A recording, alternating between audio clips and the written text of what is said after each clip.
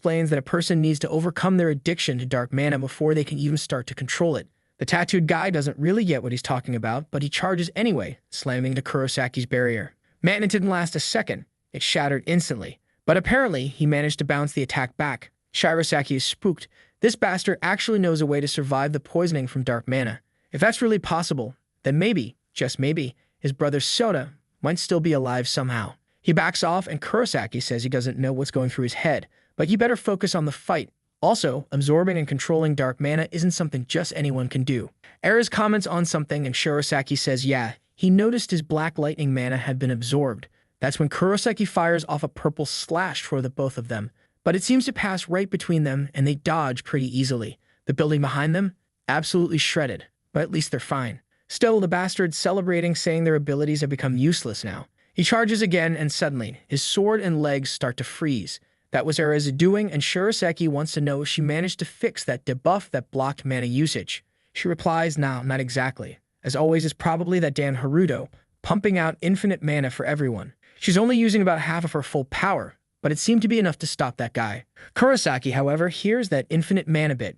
Instantly, he breaks the ice and Erez realizes, yep, half her power is not gonna cut it.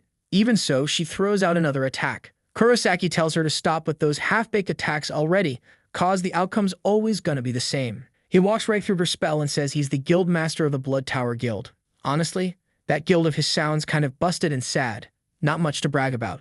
He knows in to land a hit on Erez, but she throws up a bunch of magic circles to block it. She warns him that a human-made barrier won't work. He just absorbs any kind of mana and gets stronger. Damn, this guy is broken. He breaks through her shield and even pulls her toward him. But she's not backing down that easily. She whips out a scroll, tears it in half, and puts up another barrier. At least this time, he says that one's incompatible with his mana. But even without absorbing it, he still blows it apart with a simple attack. Shirosaki jumps back into the fight. Here he comes, throwing lightning around again, even though you'd think he'd know by now the guy can absorb it. At least before he absorbs it, it knocks him back a little. And that's when Erez launches another ice explosion. Man, this Kurosaki guy is weak, like, even with all his absorption, and while the other two are still debuffed, he's getting his butt kicked. Then Shirosaki drops the hammer, saying it's way too early for some low-level gang leader to call himself a guild master. Now he demands Kurosaki tell him where he got the Shadow Step ability from, or else dying will be the easy part. Kurosaki just grins and says now he gets why the guy's been looking for him. Must be a question he's been dying to ask. Shirosaki goes cold and tells him to answer now or die. But the guy just ignores him completely and says he heard something really interesting from Lucas. Bro, no one in this story finishes his sentence.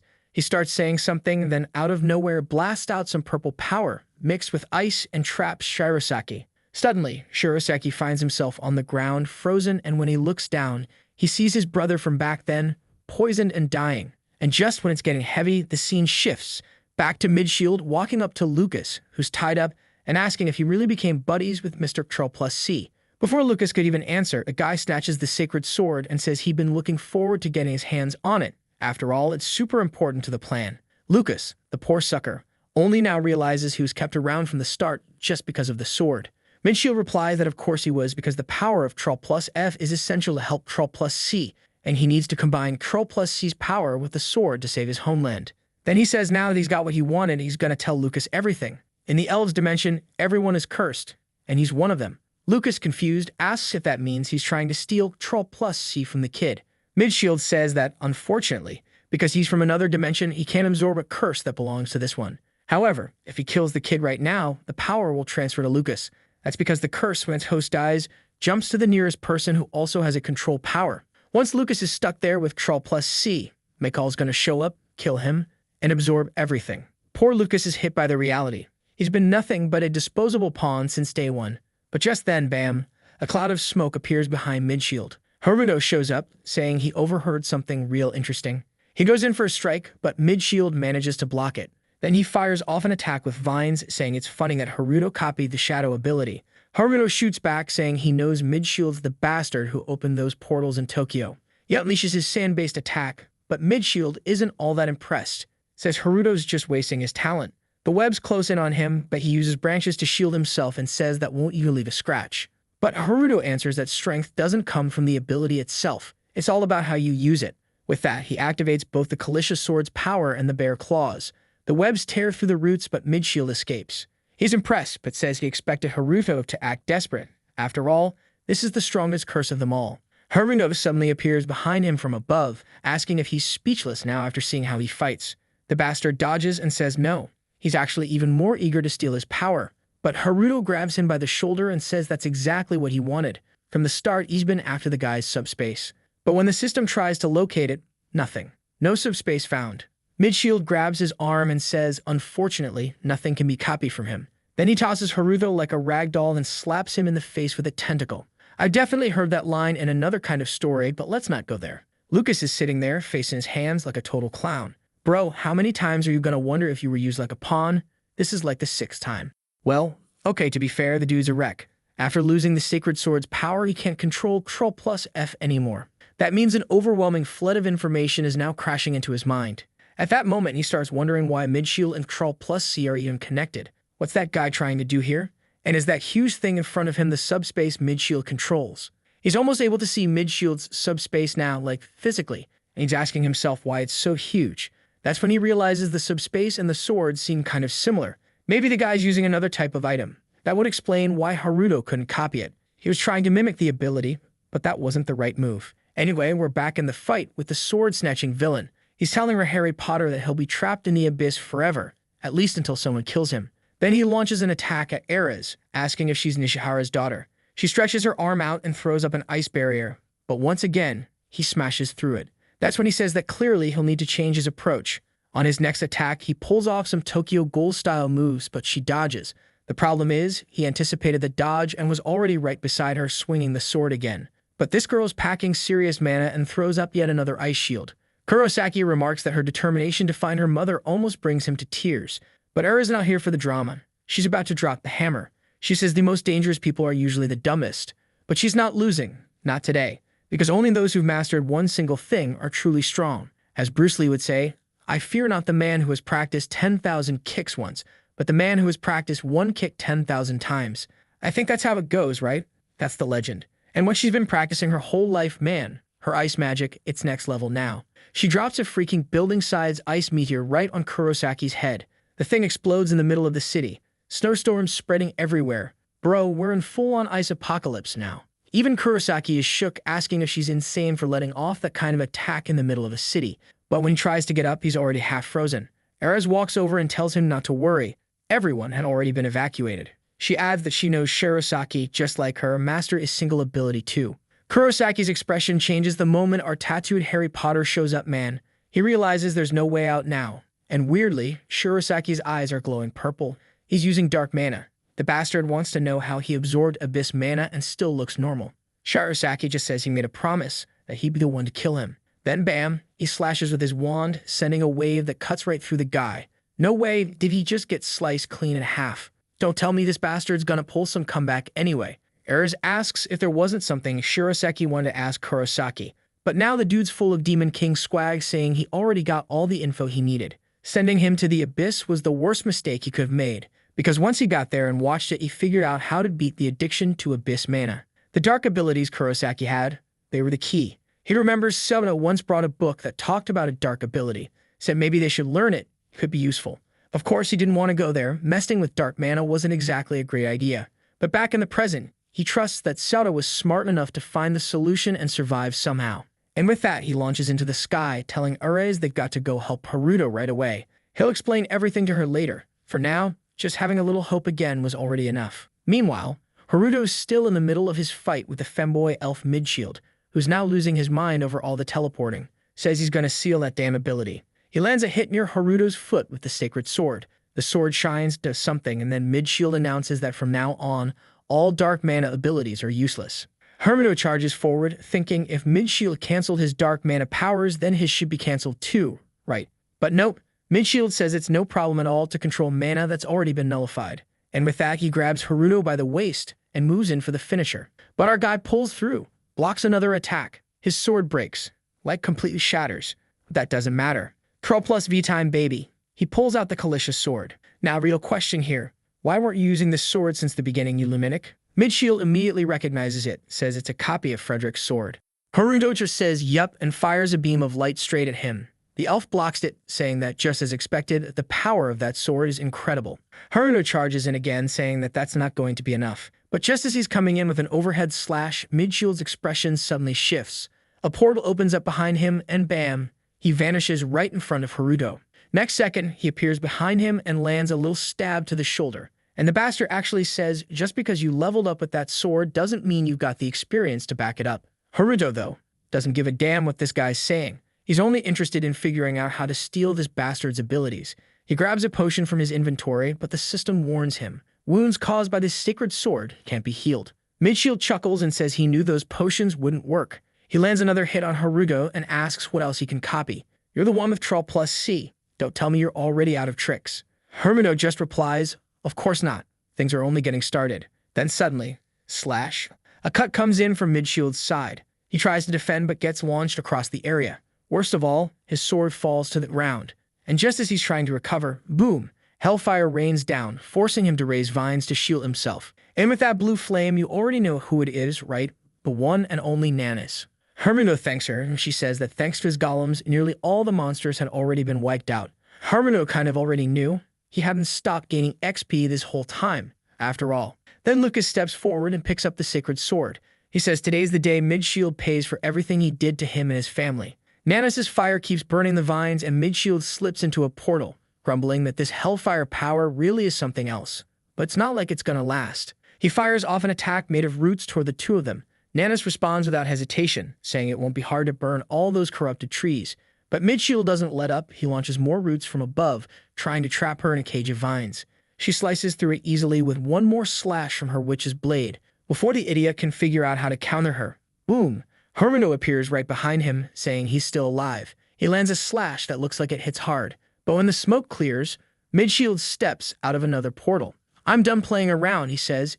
It's time to move on to the final chapter. The ground beneath them starts to break apart. Countless seeds from the corrupted trees begin to sprout. Nanus tries to destroy them with another blast, but the moment the seeds break, a purple mist starts spreading out. Midshield announces that this mist is 10 times more toxic than the previous ones. Anyone who touches it becomes addicted to dark mana instantly, and the more they attack, the more they use the surrounding mana, the worse it'll get. Sano starts thinking that maybe he should have copied the sacred sword after all, even if it meant giving up his shadow movement skill. But just then, Lucas slams the sword into the ground. A radiant light bursts from the area. The mist starts to fade away, dispersing in all directions. Lucas stands there, full Chad mode, holding the glowing blade. Nanus and Haruto watch while Midshield starts losing it, yelling, "What the hell do you think you're doing?" He sends another barrage of vines at them, but Lucas keeps walking forward. He says, "You betrayed me first.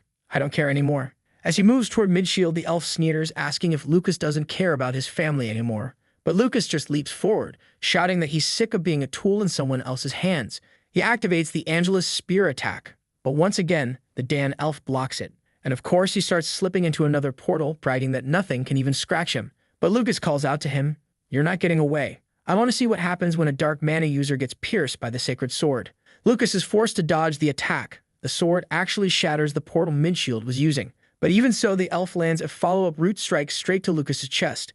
Still, the portal really was destroyed. Nanus calls it, he's got nowhere left to run. This is the end.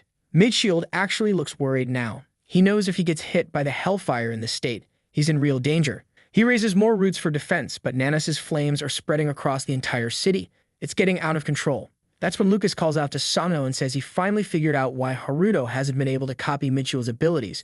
It's because they're not abilities at all. It's an item, just like the sacred sword. And most likely it's an item that connects him to another dimension. Makes sense. Dude's clearly not from Earth. Nanus wants to know how he's even staying in this world. Passing through a dungeon break like that should cost a ton of mana just to survive here. Lucas says he's well aware of that, which means this guy is using something, either an item or some other ability, to stay anchored. Haruto, meanwhile, is thrilled with that info. Now he knows the reason he couldn't copy anything. It's because he hasn't touched the right item yet. That brings up the question, though, why is Lucas suddenly helping them? Lucas answers, it's out of respect, because Haruto had the chance to kill him and steal Troll plus F, but didn't. Haruto thinks to himself, of course he wouldn't just kill someone like that to take a power. Nanus, who overheard everything, is now demanding to know what all this control and copying stuff is. Also, why is Lucas using the sacred sword? That sword was supposed to be delivered to Ares. Haruto's caught off guard, doesn't even know where to start explaining. But right then, from the middle of the flames, more branches burst out. Midshield is back, barely alive, looking wrecked, but still standing. The problem is, something's different. Midshield had absorbed the mana of the roots into himself, And now, completely unhinged, he's screaming. The real disaster starts now. Haruto dodges the first crazed strike and yells to Nanis to hit him with the Hellfire. Lucas says he can use the light again too if needed. Haruto goes in first, asking them to block the guy's vision.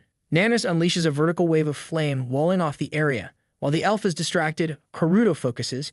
He's trying to figure out exactly which item holds the abilities. He touches one of the corrupted roots, and the system tells him, "You need 2 more pieces to absorb the ability and vitality of Yggdrasil." He tries Trell plus V, and another message pops up. Target HP, 15%. Haruto realizes this same alert is probably appearing for Midshield too, which means the guy's on the verge of collapse. He uses Trell plus V on the first batch of roots, and they turn golden. Midshield is thrown off. Did that bastard just copy the corrupted tree I was using? But right then, Lucas drops in from above, telling him it's not the time to worry about that. Midshield tries to use the trunk ability, but the system denies him. Roots of Yggdrasil not available. He's confused and nearly gets smacked in the back of the head by a flaming whip. He dodges, but it still hits him in the chest. He tries to open a subspace with his other hand, but Lucas immediately warns Haruto, don't let him open it. Haruto fuses the copied root ability with his spider webs and bear claws, immobilizing both of the elf's arms. Man's a walking combo now, spider, tree, bear, he's got the whole build going. Nanis says that when someone crosses into this world from another dimension, they become an enemy, and it's her job to eliminate them. The blonde elf scoffs, calling it ridiculous that he's being treated like a monster. She smiles and tells him not to worry because she likes finishing off monsters quickly. Then she fires off another blast of hellfire, engulfing the entire street in roaring flames. Bro, what the hell? He really got fried this time. No way he's walking out of that. Nanis even congratulates him, saying it's impressive he still has the strength to scream. But then Midshield's expression twists and he says, "If I can't purify the land I came from, then I'll leave this place just as ruined." Lucas yells, begging him not to do it. But out of nowhere, a giant space pillar of light shoots into the sky. Midshield calmly states, "Now the whole of Tokyo is in danger, and I couldn't care less." Right in front of Haruto, a massive subspace forms, and he realizes his chance to get something like that is slipping away. So what does he do? He charges, straight up impales the guy in the gut. Brutal. But he used too much force and ends up falling into the rift himself. His friends call out to him, but Haruto is already drifting through some dark place full of floating stars, wondering if this is the subspace contained in the item. He crouches down, thinking maybe physical contact will do the trick. As soon as his hand touches the ground, the system chimes in. Curl plus C available. You may copy this subspace. But just as he confirms the command, the system hits in with a warning. This is an item connected to another dimension. An exact copy is not possible. Haruto's sitting there, confused. What's all this talk about another dimension? Still, he manages to copy part of the dimension, but he can only access a limited section of it, unless he gets his hands on a dimensional key. Then the system starts syncing with the copied subspace, and suddenly he realizes he can open it like an inventory. Curl plus C, Trell plus V. Level of access. The whole interface. Even I'm starting to lose track a bit here, but you just know all these pieces are going to click together eventually. It's building towards something. Midshield says he can't believe Haruto's Curl plus he can even copy items from another dimension. But now it makes sense. These fragments are technically items now. Haruto ignores him and just wants to know why he's doing all this. Cue the villain backstory. The Femway elf says his homeland is on the brink of extinction. He stole the dimensional key from the fallen spiritual king. Haruto's like, wait, is that the guy I need to kill to finish copying this subspace? But Midshield tells him to forget it. That guy's the one who led his world to ruin. Right when he was about to be killed by him, he managed to steal a fragment and teleport away. And that's the only reason he's still alive. Haruto asks how this supposed ability became an item. Midshield explains he used a curse, just like the one Haruto has. But this one came from his own dimension. And oh my god, he has the curse of shift. Now whether that's shift like the keyboard key or shift like dimension hopping, we don't even know. Probably both. Honestly, this author must just glance at his keyboard when naming skills. Curl plus C, Trell plus F, shift, perfect. Done. That's when Takeuchi shows up in full armor, followed by a horde of tiny golems and Masato calling out from behind. Nanis smiles, and then the captain arrives, reporting that all the monsters in the area have been wiped out. Takeuchi's about to mention that there was something left in another part of the city, but bam, Shirosaki steps in, saying it's already handled. Right away, Nanis asks what happened to Kurosaki. Shirosaki, with his purple eyes glowing, says, "That bastard didn't want to be captured, so I had to kill him." Nanis notices something's a little off about him, but still compliments the job. Masato wants to know where the hell Haruto is. Nanis says he's inside that dimension along with that elf. Masato warns it's dangerous, but Nanis reassures him the elf was practically dead, so Haruto's probably fine.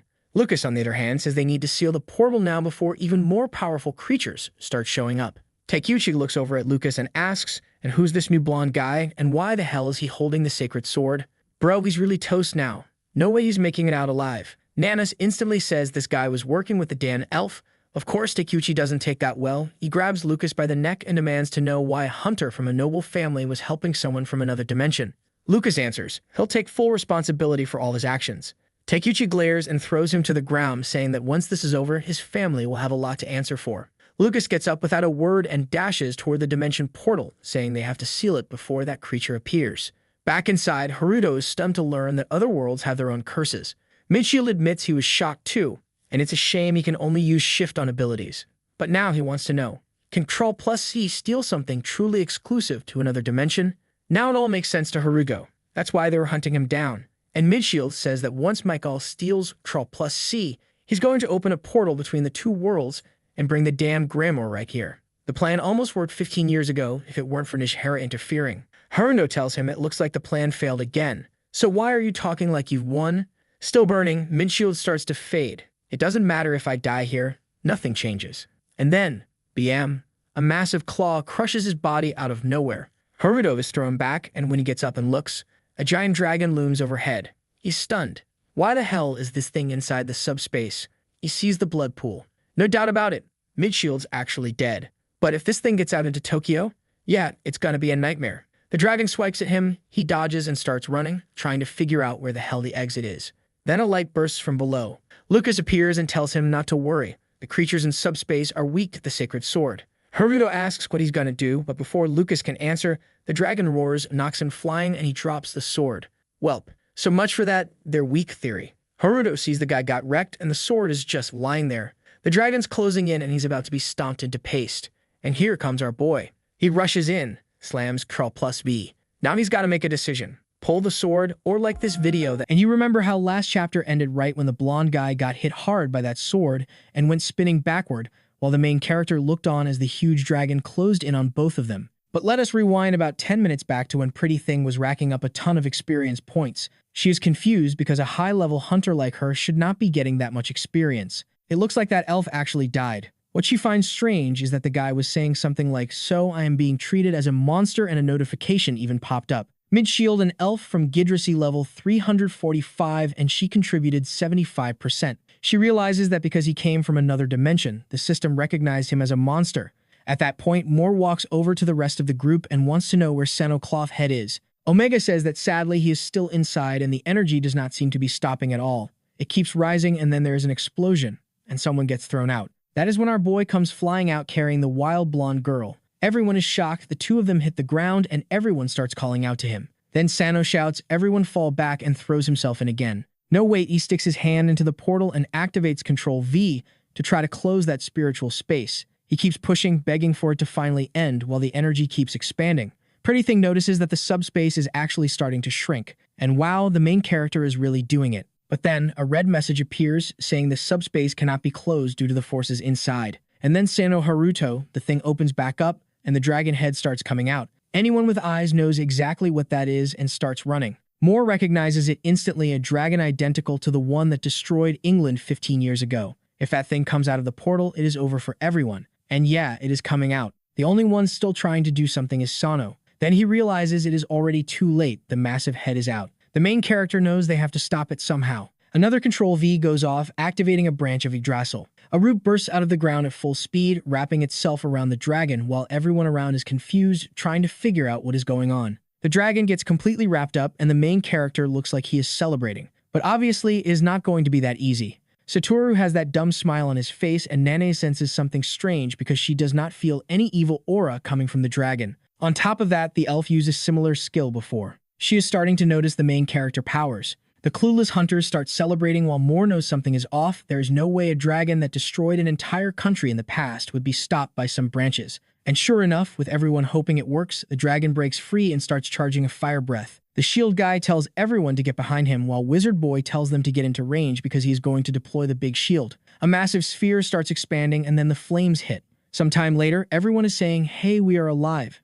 At least, yeah, we are alive. The shield guy really protected everyone. The street got completely swept, but it looks like everyone survived, and people start cheering. Satoru only wants to know where Haruto is. Turns out the guy protected himself with a branch's absolute beast. He brushes the flames off his clothes and says that one could not be stopped. Then something strange happens. Hey, what are you doing here, Lucas? Who gave you permission? Lucas explains that he literally just fell there. Now it would be best to start evacuating the regular hunters. You know things are serious when hunters have to be pulled from the field. He warns them that even if they gather all the S-rank hunters, they still have no chance of beating that thing. Its scales are as hard as a dragon's scale. Well, yeah, it is a dragon. That analysis made zero sense. No weapon or magical power will work on it. The main character realizes those bastards wanted this from the beginning to destroy everything. Then Lucas says he has a plan. Mikhail Kursk can delete it. He is a control user and a field master just like us, but you can never meet that person. So how are we supposed to do that? Meanwhile, there's a helicopter and people are discussing how they are going to deal with the dragon.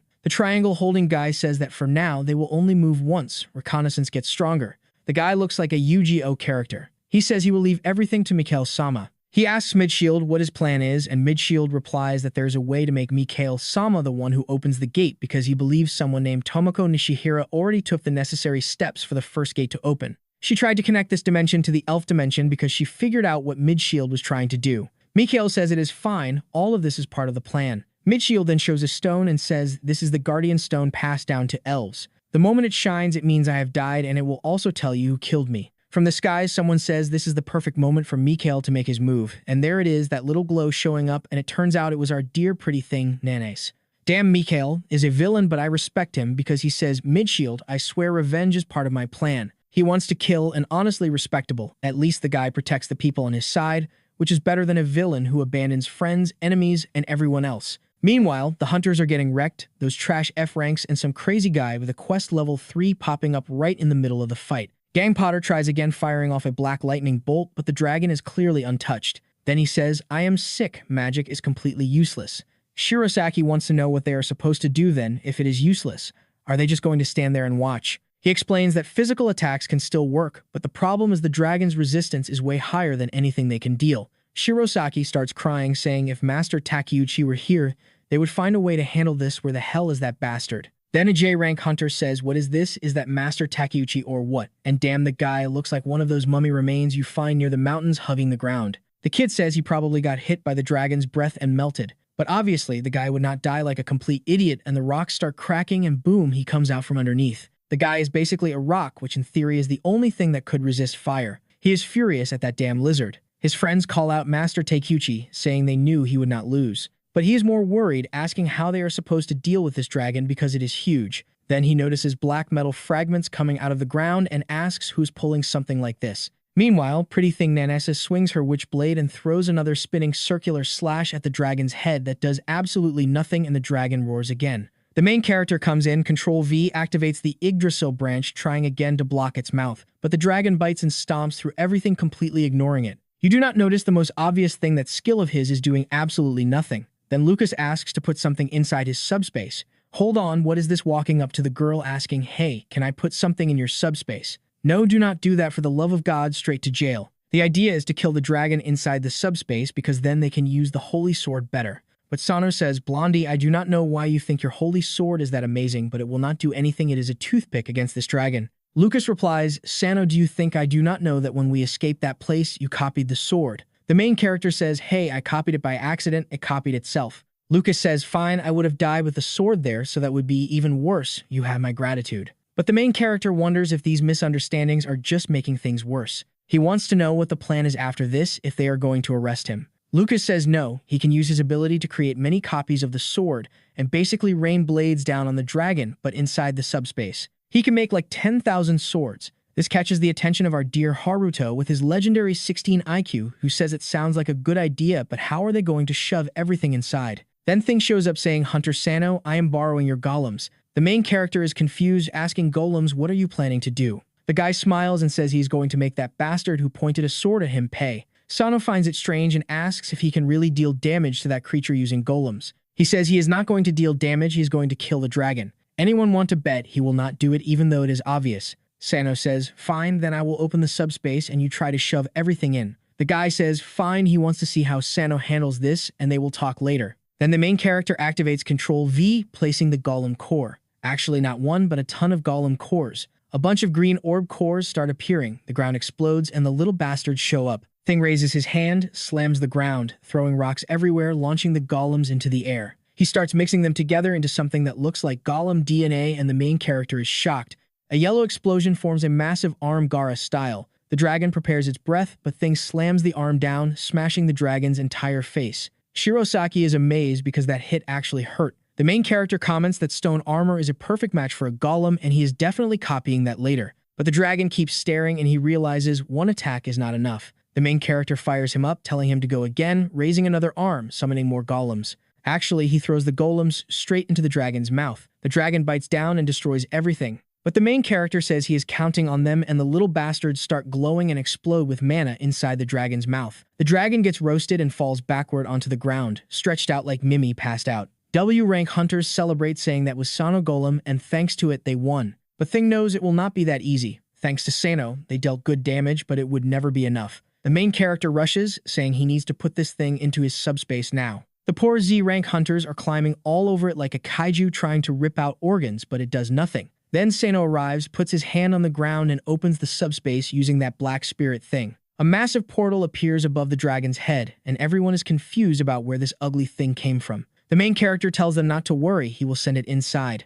Then he asks Tachibana, can you throw this thing into my mana? The big guy says all the golems self-destructed, so getting that same force again will be really hard. Sano wonders if he should copy and paste more golems, but the problem is he cannot get the same impact because he is already using mana to keep this open. Then Nagase, the big one, says what if they use the impact of Hellfire? Immediately, the big guy says they need to hurry because Phase 2 is about to start. The ground starts shaking. Yeah, the dragon got up while you are all standing around talking. The big guy yells, run, we are screwed. But it might already be too late since everyone is right in front. Nanase knows that if they get hit like this, there is no way to survive, so she has to minimize it. Damn, she's going in with pure guts. Pretty thing, just please do not die because there is no other option.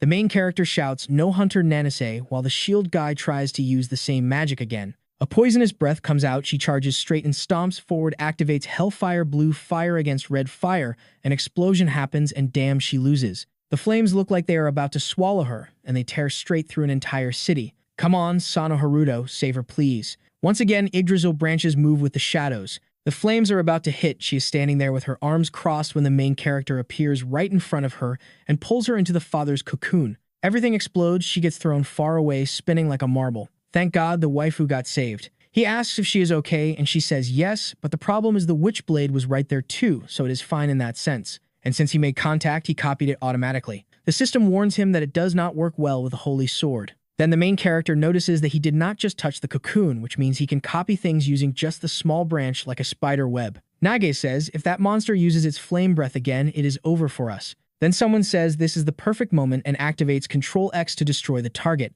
A golden light starts appearing around the dragon, spreading outward. The main character feels a strange sensation. Lucas Control F warns that someone used Control X, and it was that bastard Mikhail. He yells, Sano, get out of that barrier now. But the main character wants to take Nanase, who is standing there frozen like a complete idiot. Once again, he uses the spider web while the energy keeps expanding around the dragon, forming a black sphere that covers the entire city, and then everything is gone. It is literally a delete, nothing is left. Everyone stares at the massive crater, trying to understand what just happened. A power appeared in the middle of the city, and now everyone vanished. People look around, asking where is everyone else. Sharon Arras is coughing blood.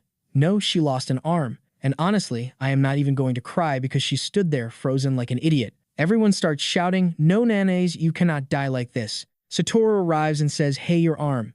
Everyone is in shock, and Satoru turns on Sano asking what happened to his sister and if he can heal her arm. The main character blames himself, saying, sorry if I had pulled you out of the barrier sooner. Then he covers her and takes her into the subspace to treat her. The little bastard really took the guy's sister into his subspace and said, leave it to me.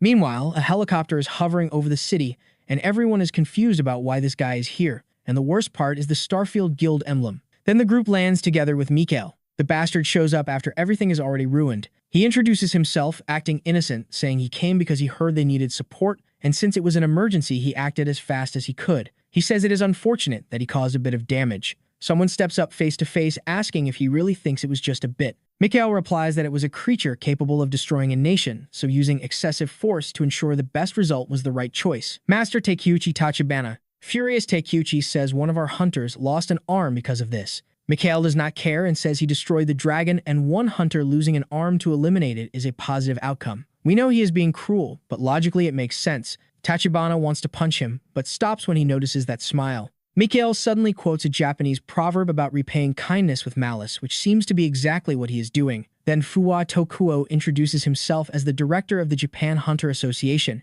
He is about to thank Mikhail when someone says there is no reason to thank him, because all of this was actually caused by him. Lucas steps forward with the truth. Takeuchi looks confused and Lucas says exactly what I said. That blonde elf who released the monster horde is someone who directly follows this guy. The association master says, "Hold on, you are a member of Starfield, so we cannot just trust what you say." Lucas replies, "Things have changed. I was discarded because I was no longer useful to him." Mikhail smiles and says, "You are saying unnecessary things. Do you really think this is the time for a conversation?" Takeuchi says he does not fully believe Lucas, but Starfield is suspicious, so they should start explaining themselves. Mikhail responds that he has no reason to explain anything because everyone will be deleted by him. He uses Ctrl-A to select everything around him, which is completely broken. At the same time, the main character is in the subspace with the girl trying to find the hospital, and he does. Because of the contamination, he can move freely now. A portal opens inside the hospital, and people are confused, asking what is going on. The main character appears calling for Sarah and asks if she can heal Miss Nenes.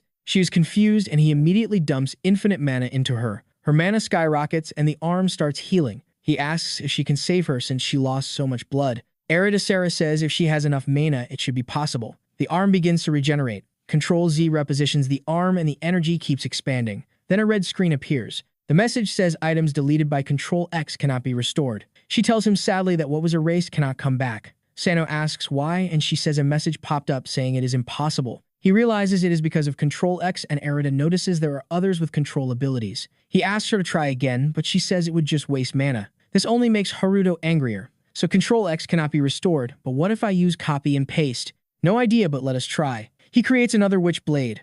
Arita asks if it is Nenes a weapon, and he says no, this one is a copy. She immediately gets an idea and asks what if you copy her arm. He explains he cannot copy any human except himself. Suddenly, the copied blade starts falling apart. Items deleted by Ctrl-X cannot be pasted. He pastes 3 more times and the same message appears and all 3 vanish. Stop spamming, you idiot, you are just making blades appear and disappear. Hospital staff ask what that noise is while the system keeps throwing error windows at him. What kind of broken game is this? He pastes so many times that the system finally says an unknown error occurred and the item deleted by Ctrl-X can now be copied and pasted. This was a real-life lesson, everyone. Just because someone says you cannot do something, do not give up. Now he tells Arita to try one more time. Back in the city, a mark starts appearing on everyone's head and people are asking, what is this thing on my head? Someone else recognizes it and says, wait, does this look like an area attack target? Mikhail stretches out his arm and says not everyone here is stupid. Suddenly, a red beam starts expanding around him. He activates Ctrl-H to move closer to the targets and vanishes from the ground.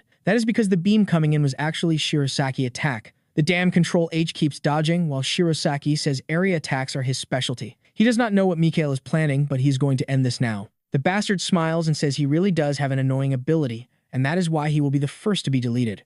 A bunch of black holes appear around Shirosaki's shield and start expanding. Damn, it takes a leg and an arm. He gets thrown to the ground like trash, while everyone screams asking what happened and what kind of skill that was. Takeuchi charges forward, saying he will end him now. Another explosion happens, but it was just Mikhail raising an eyebrow. A barrier appears and it destroys and corrodes Takeuchi's arm. Fuo realizes they are in trouble. The stone armor that resisted the dragon attacks is being deleted by this guy. Mikhail calmly tells them not to be scared every time this happens. Once again, he activates Ctrl-X and a black hole appears. When the smoke clears, the area is gone. But Fuwa had arrived and raised his shield. The old man actually blocked the delete.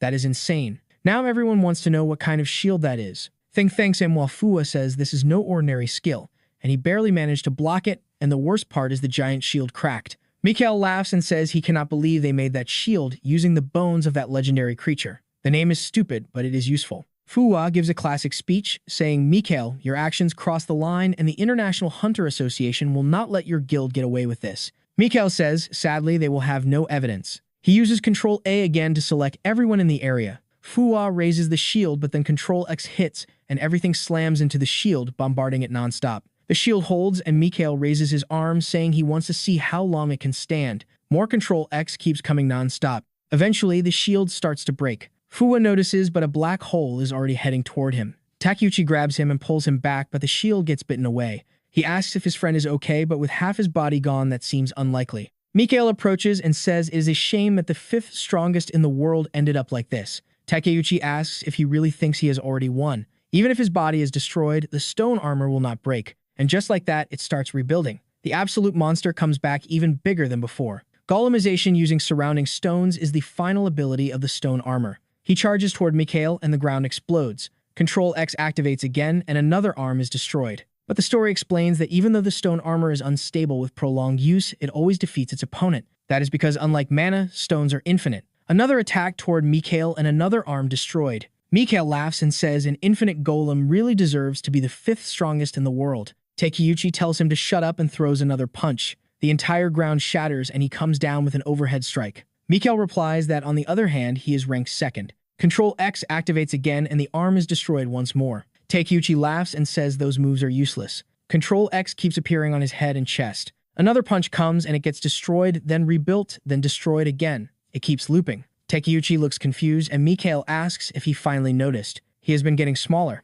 There are not enough stones left to maintain that massive body. Mikhail has been using black holes to erase them all. Takeuchi looks around and sees stones everywhere. Mikhail says he will erase him from existence and tells him to shut up. Takeuchi thinks to himself that countless stones give him infinite possibilities and that is why he was not afraid of the dragon. But what happens if all the stones he depends on are erased? That should be impossible. This guy cannot have an ability like that. He stretches his hand again and another arm is destroyed. Mikhail spams more black holes and says this is the end.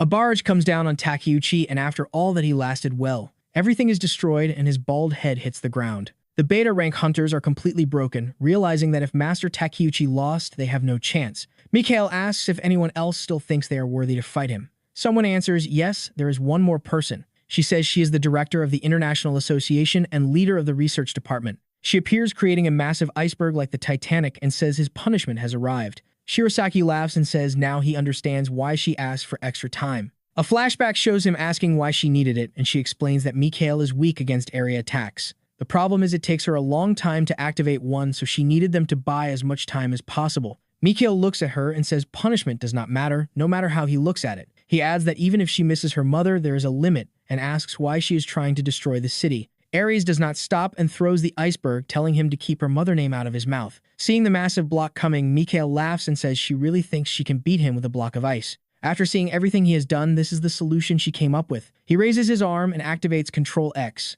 An explosion happens and a chunk of ice falls to the side. But even after that, another massive block keeps coming and he is forced to repeat it. Ares says it will crush him before he can delete everything. The iceberg keeps coming, still the size of a building. Everyone is in shock as everything explodes. But in the end, Ares makes a stunned face because Mikhail is standing there completely intact. He says, Ares, the price for challenging me without knowing my strength is heavy. Here comes that bastard again, throwing his black holes everywhere. She tries to reach out and make some electric barriers, explosions everywhere. The shields break, she gets thrown away. He raises his arm again, another black hole comes in and poor Ares is about to get swallowed. Suddenly, green magic appears next to her and pulls her away, slamming her into a building. Mikhail recognizes it and says, damn, that immortality cloak you took from Nishihara, but I am curious how much it takes to destroy something like that. He fires another Control X, this time deleting the entire building. Ares is knocked out but protected while he is surprised that even the curse is not working. They say that Cursed Cloak has runes carved into it at a completely different level. It really seems true, so it is better to erase it before things get worse.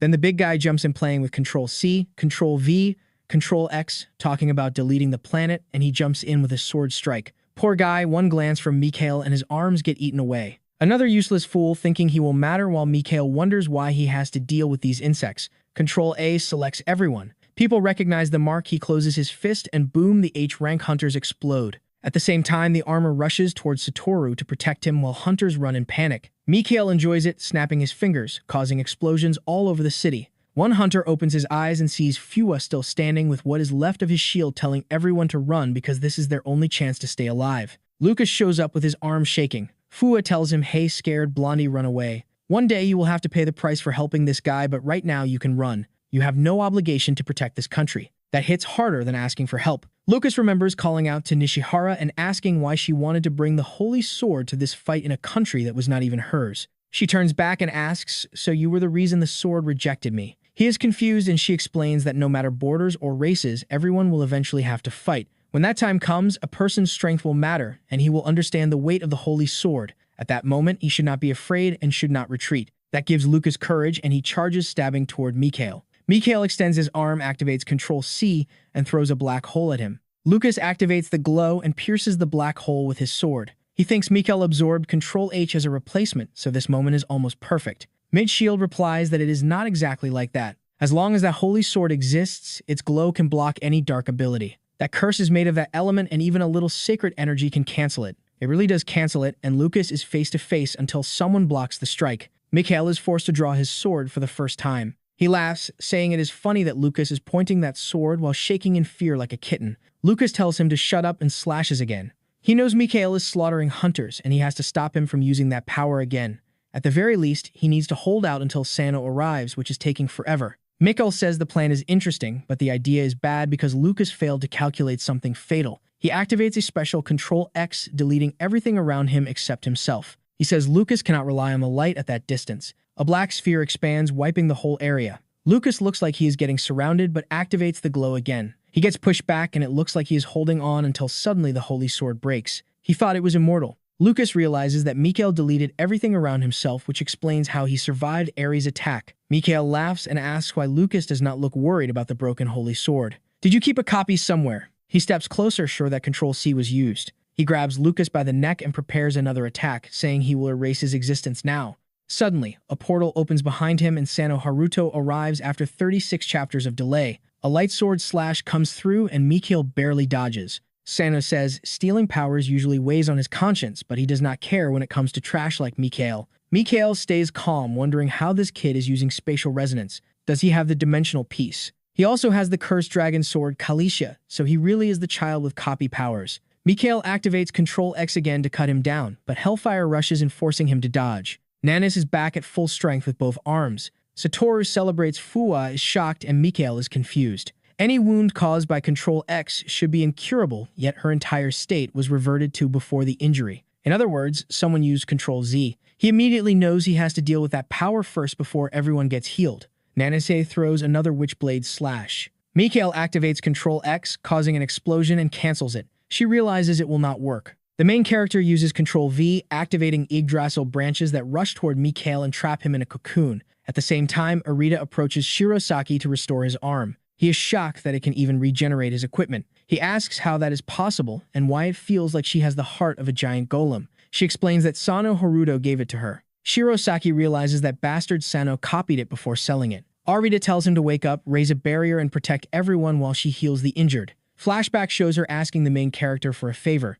She wants to heal everyone in the treatment room and asks if he can give her some mana. He asks if Nanase's life is in danger, and she says not at this moment. He decides they have more important things to handle and hands her a stone. She immediately realizes it is the heart of the giant golem and asks why he would give something so precious. He tells her not to worry because she is not a hunter and is still being put in danger. Once this is over, he will heal her properly. She blushes and he warns her to be careful because the item will only last 10 days. Obviously, because the bastard made a copy and handed the copy to her. He explains that copy items can last from 1 day to 1 year and that he sets the duration based on how much the person trusts him. She says she will make that heart last a whole year, meaning she really trusts him. While that is happening, more Yggdrasil trunks burst out of the ground and get completely eaten by Control X. Mikhail just keeps going like his mana will never run out. These control abilities are completely broken. Sano stands face to face with him while Mikhail asks if he copied mid-shield branches, so you can copy things even from another dimension. That just makes me want to kill you more and take that power for myself. He starts thinking about it.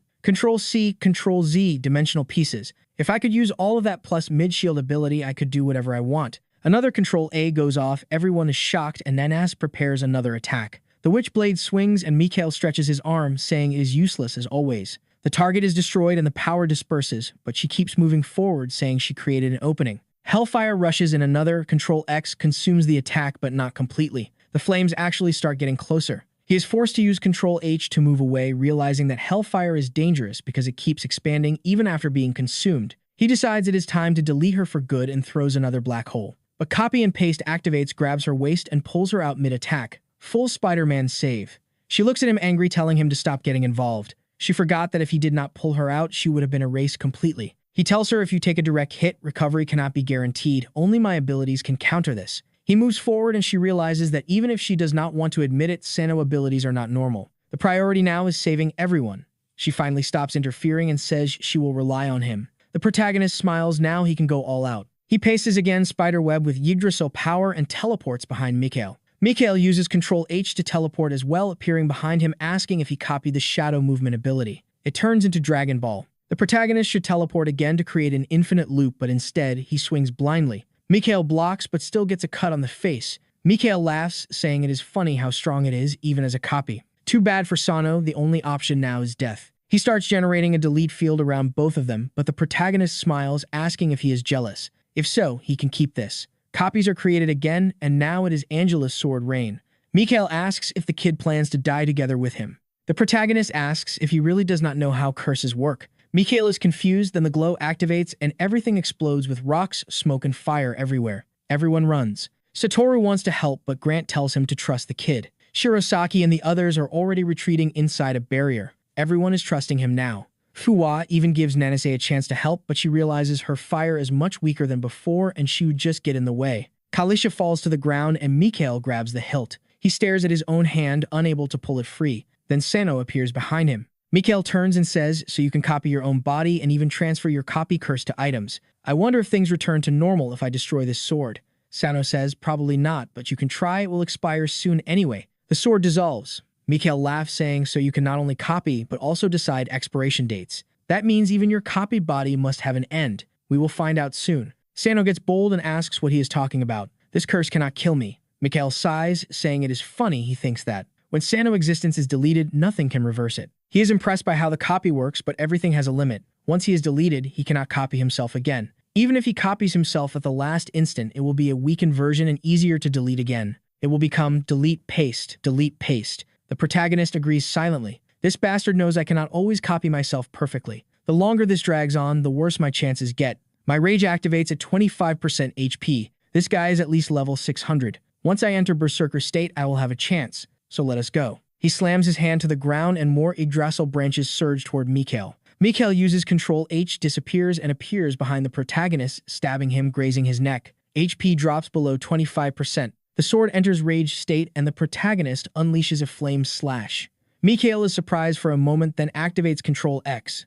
Energy sweeps the city. In the end, Mikhail stands there intact, having deleted everything around himself again. But he looks damaged. That long sword is more dangerous than I thought. That must be your special attack, Sano. Now you know this is a battle of curses.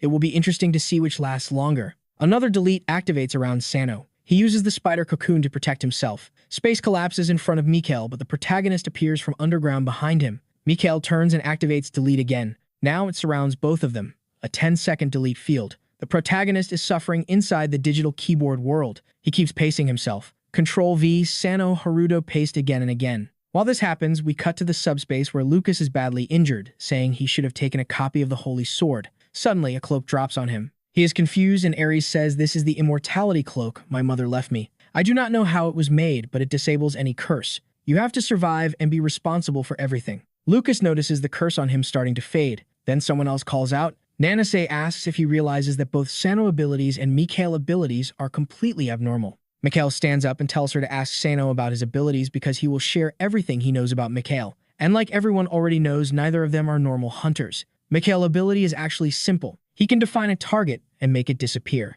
The problem is that it is not an attack, but a deletion of existence. When he first met Sano, he was scared, but that also gave him hope. Now he is worried about her sword because she must have noticed she cannot use its full power. Her witch blade was already showing signs before entering the portal, and she said she felt her attacks were extremely weak. Lucas warns that her energy is deteriorating and he believes the same will soon happen to Sano, and before long he will not be able to stay alive. She realizes what he is saying and asks if that means even Sano copy ability will not be enough to defeat Mikhail. Lucas explains that Mikhail has a weakness, and to eliminate it, he wants to obtain the Golem Heart. He is not sure why, but the fight resumes with another delete being used and Sano reappearing. The protagonist is completely beaten while Mikhail still looks confident. Sano realizes it and says that Mikhail's curse also deletes the mana around him, and that is why he wants the Golem Heart. Mikhail says it is interesting that Sano figured it out, but it is too late, and there is nothing he can do since he cannot even stand. The protagonist admits Mikhail is right because the system states the user is critically injured and cannot use control. There are no items he can use from the inventory either.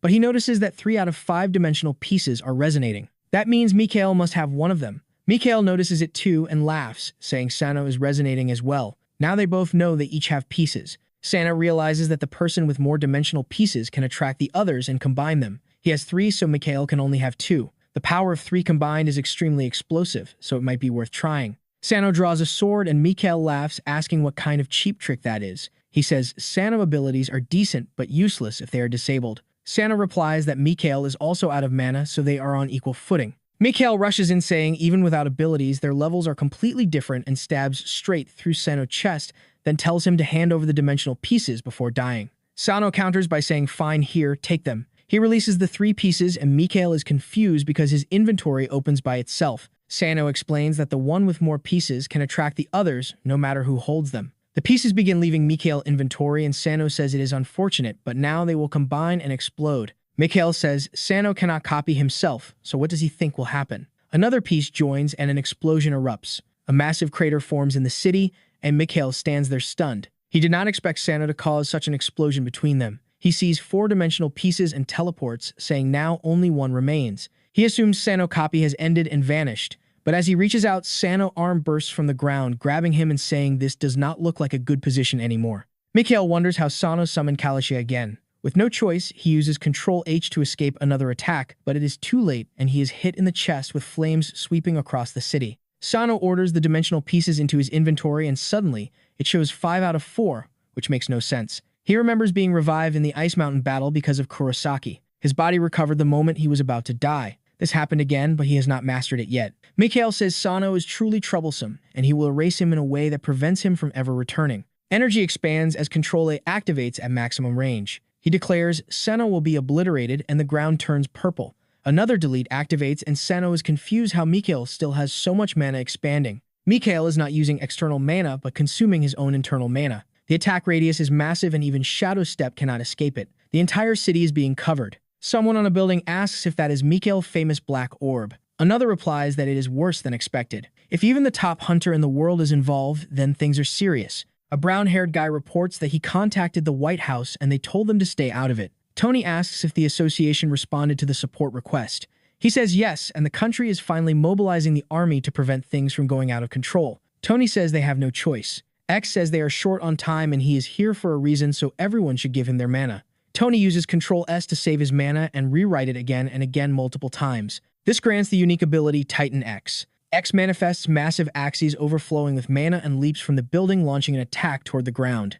Tony says that alone will not be enough and he will need to provide extra support, but something strange happens. X seems frozen because the Control X delete keeps expanding while he uses Control S to generate mana barriers. Delete and mana repeat over and over until X shouts that he is cutting through the delete itself. The black field shatters like an eggshell. Even Mikhail is shocked. In the glow, X stands in front of Sano and asks if he has the dimensional pieces. Sano recognizes him as the top one. X laughs and says there is no time for that, just hand them over. Mikhail watches the two talking. X turns and greets Mikhail, saying it has been a while and if he wants the dimensional pieces, he should leave now. Mikhail smiles, saying that Bastard came to interfere. Tony asks Sano where the other hunters are. Sano replies that everyone is protected in the subspace and opens it. Satoru jumps out happily, hugging him, and someone says it looks like they underestimated him. Mikhail speaks and says he is leaving for now, but they should know he is not collecting the dimensional pieces only for control powers. The transcendent beings who curse them will arrive soon, and there is no way to stop them, not even with these abilities. That is why Shinohara Tomoka broke the key into pieces and sealed that dimension. Opening that door is inviting those gods into this world, so they better prepare. Next time they meet, they will need to be much stronger, or they will die. There is nothing they can do because he has Control H and simply swaps out. X asks if they are really letting him escape, and the protagonist says there is no choice. But it is fine because that guy will never be strong enough to kill him if he could not do it today. X agrees and asks the kid his name. The protagonist answers and then adds that he has one-dimensional piece and asks about the rest. Sano smiles and says he has all the others. X gets excited and says, perfect, then let us combine them and make the key. The protagonist asks to go first and look around. The crater around them is what happened when 4 pieces combine and he cannot imagine how destructive 5 will be. X suggests going to the United States and says he can store all the pieces in his guild. The protagonist asks if it is the Ouroboros Guild and says he does not want to go to a scary place like that. Suddenly, he feels lonely and says everyone has a guild. Extentation has one and he has no friends. Spotlight tells him that if he wants, they can even change conditions and he can join. He refuses and says he will create his own. 3 months later, they are in the Nevada desert in the United States. Everyone jokes about Area 51 and aliens. X greets everyone while Satoru laughs, saying the guy is funny. Everyone is packed together and asks why they all have to be there. The protagonist says Aoi has to be there because he is a guild member and it is time to fuse the dimensional pieces. Tokuo finds it strange. They traveled so far, and X explains this place is not just about aliens. There are research areas and even dungeons. The main purpose now is studying races from other dimensions. Recently, they have also been searching for unique abilities, the so-called curses. That is why Erita Sarah was brought as well. X is excited because they have been searching for a way to access the other dimension for a long time. Aries jokes asking if they are in a car or a bus because everyone is talking at once. She says everyone wants to know what exists beyond the dimensional door, not only America. Whatever is beyond it would excite any researcher. Mikhail warned them not to open it because they cannot fight those powers. Of course, that warning will be ignored, and even Sano is curious about what his father was researching. That is why he came to America to uncover the truth. The story jumps back 3 months. Someone explains that Starfield is a multinational guild and only the Hunter Association can dismantle it. Nanase says Mikhail was expelled from the association and is now a globally hunted fugitive. People ask how Tokyo will be restored, and she says it is already happening. Master Shinode and the others are working on it, and 82% has been rebuilt. It is Japan after all. They are incredible at rebuilding. People ask how, and she says she cannot reveal the details. The secret is many people with abilities are helping. Sano Haruto is contributing heavily. Everyone wonders who that is and what guild he belongs to. He is standing right there, and no one realizes it. He asks what happened to Lucas. Nanase explains his family had major influence, and now they lost all of it, and Lucas also lost his qualifications. The good part is that he handed over the holy sword to the country. People are shocked and say he really respected them. The protagonist smiles and says that was his decision. A flashback shows the protagonist holding the sword while Lucas asks why he is showing it and if he is bragging about copy powers. The protagonist says Ares told him Lucas cannot control his curse without the holy sword, so he is leaving it with him as a replacement. The scene shifts to Shirosaki asking why they are going to America. The protagonist says the dimensional explosion almost destroyed the city, and they cannot live in a world where enemy attacks can wipe everything. They also cannot combine the pieces there because the country could be erased. Shirosaki understands but says the danger will exist anywhere. He suggests doing it inside the subspace so nothing is destroyed. The protagonist explains they tried, but the final piece cannot fit inside a dimensional space. That is why the only safe place is a desert in America. Shirosaki asks if he plans to join the Ouroboros Guild. Sano tells him to relax and says he only wants 2 favors from Gang Potter. First, he wants help creating his own guild. Shirosaki is confused and asks why not join one. The protagonist explains it is not about wanting to join, but about forming a group of friends who want to grow stronger without interference. He makes a second request, but says nobody else needs to know. Back with the Americans, X says he did not expect to see Ares. She explains her mother disappeared and she followed clues that led her here. Someone asks how they know each other, and she says they met once before her mother vanished. X asks about Nishihara, a director who worked here in Area 51, and asks if she knows Sano Kazuya. Ares says that name appears in her mother's records as the director of an other dimensional research institute. X says Kazuya is laid back and that Nishihara was kind to him, so he thought they might be related. At that moment, Sano Haruto shows up and asks if they are talking about his father. So director Sano Kazuya turns out to be the father of our dear Sano Haruto. Things are getting complicated, but at the same time, they slowly start to make sense, and another week passes. Satoru is really happy because now they finally have their own guild area. Everyone celebrates and Nanase congratulates our guy for becoming a guild master. Satoru immediately tells her to quit the association and join the group, but the leader asks them to take it easy since they already took a lot of people from there. Nanase says she is very grateful to the association. Still, she says she is more useful here, and if Sano ever needs her, he can just send a message. Shirosaki complains, saying this damn Sano is acting proud, but he was the one who made all the requests, bought the office, and organized everything. Someone asks if the guild name is not too obvious. Lucas shows up and says he lost all his international hunter qualifications and his family abandoned him, and now he has nowhere to go, so he wants to join the Control Guild. That name is awful, but what else would they call it? Sano, Haruto, and friends would be worse. Satoru says he was the first one to join and the big guy keeps messing around. Time for something to actually happen. Dungeon Skeleton Cemetery. The blonde guy is yelling, asking what slave number 1 is doing and why he forgot to bring skeleton swords. The guy apologizes and runs to get them. Someone asks who that guy even is and why everyone calls him slave number 1. Turns out his name is Ikanagai Aoi. He owes massive debt to the Midas Guild and is working non-stop to pay it off. He was that nice guy who helped the protagonist early on. Tough life. The protagonist is way too strong now and they need a new Sung Jinwoo. Someone near the gate says that Ikanagai joined the Midas Guild. Sano asks and looks confused. They explain that Ikanagai was a top-rank hunter, but now he is treated like a slave. Apparently, that is how everyone is treated in that guild. The protagonist looks shocked. Then someone calls the storyteller away and he leaves. Back in the car, Sano asks if that story is really true. Is the top Midas Guild really treating people like slaves? They decide they need to look into it. The protagonist thinks maybe Ikenagai left the great sages to grow faster in another guild. But why Midas, which is basically unofficial? Time to find out. They arrive at the Midas Guild headquarters. The place is massive and Satoru feels jealous. He says it always impresses him. Sano remembers that Satoru grew up spoiled in the hunter world with everything handed to him. Suddenly, people in suits rush out and open a car door. A guy steps out dressed like a modern vampire. Satoru recognizes him as Takashi Takeuchi. The protagonist does not, and Satoru explains that he is the brother of the stone head guy with a tattoo. He is charismatic and controls the Midas Guild. He never awakened as a hunter but has incredible management skills. The two brothers founded the guild together. The protagonist is amazed that someone with no powers has so much influence. Takashi looks over and recognizes Satoru and greets him, saying it has been a while. He seems friendly and asks how the city reconstruction is going since director Shinoda is busy. Satoru says things are moving along. Takashi then notices Sano and asks if Hunter Sano is here. Sano shyly says it seems like he knows him. Takashi says of course he does, since Sano played a key role in ending the recent incidents and everyone knows who he is. He asks why Sano came to the Midas Guild. Sano says he came to meet a junior. Takashi asks the name.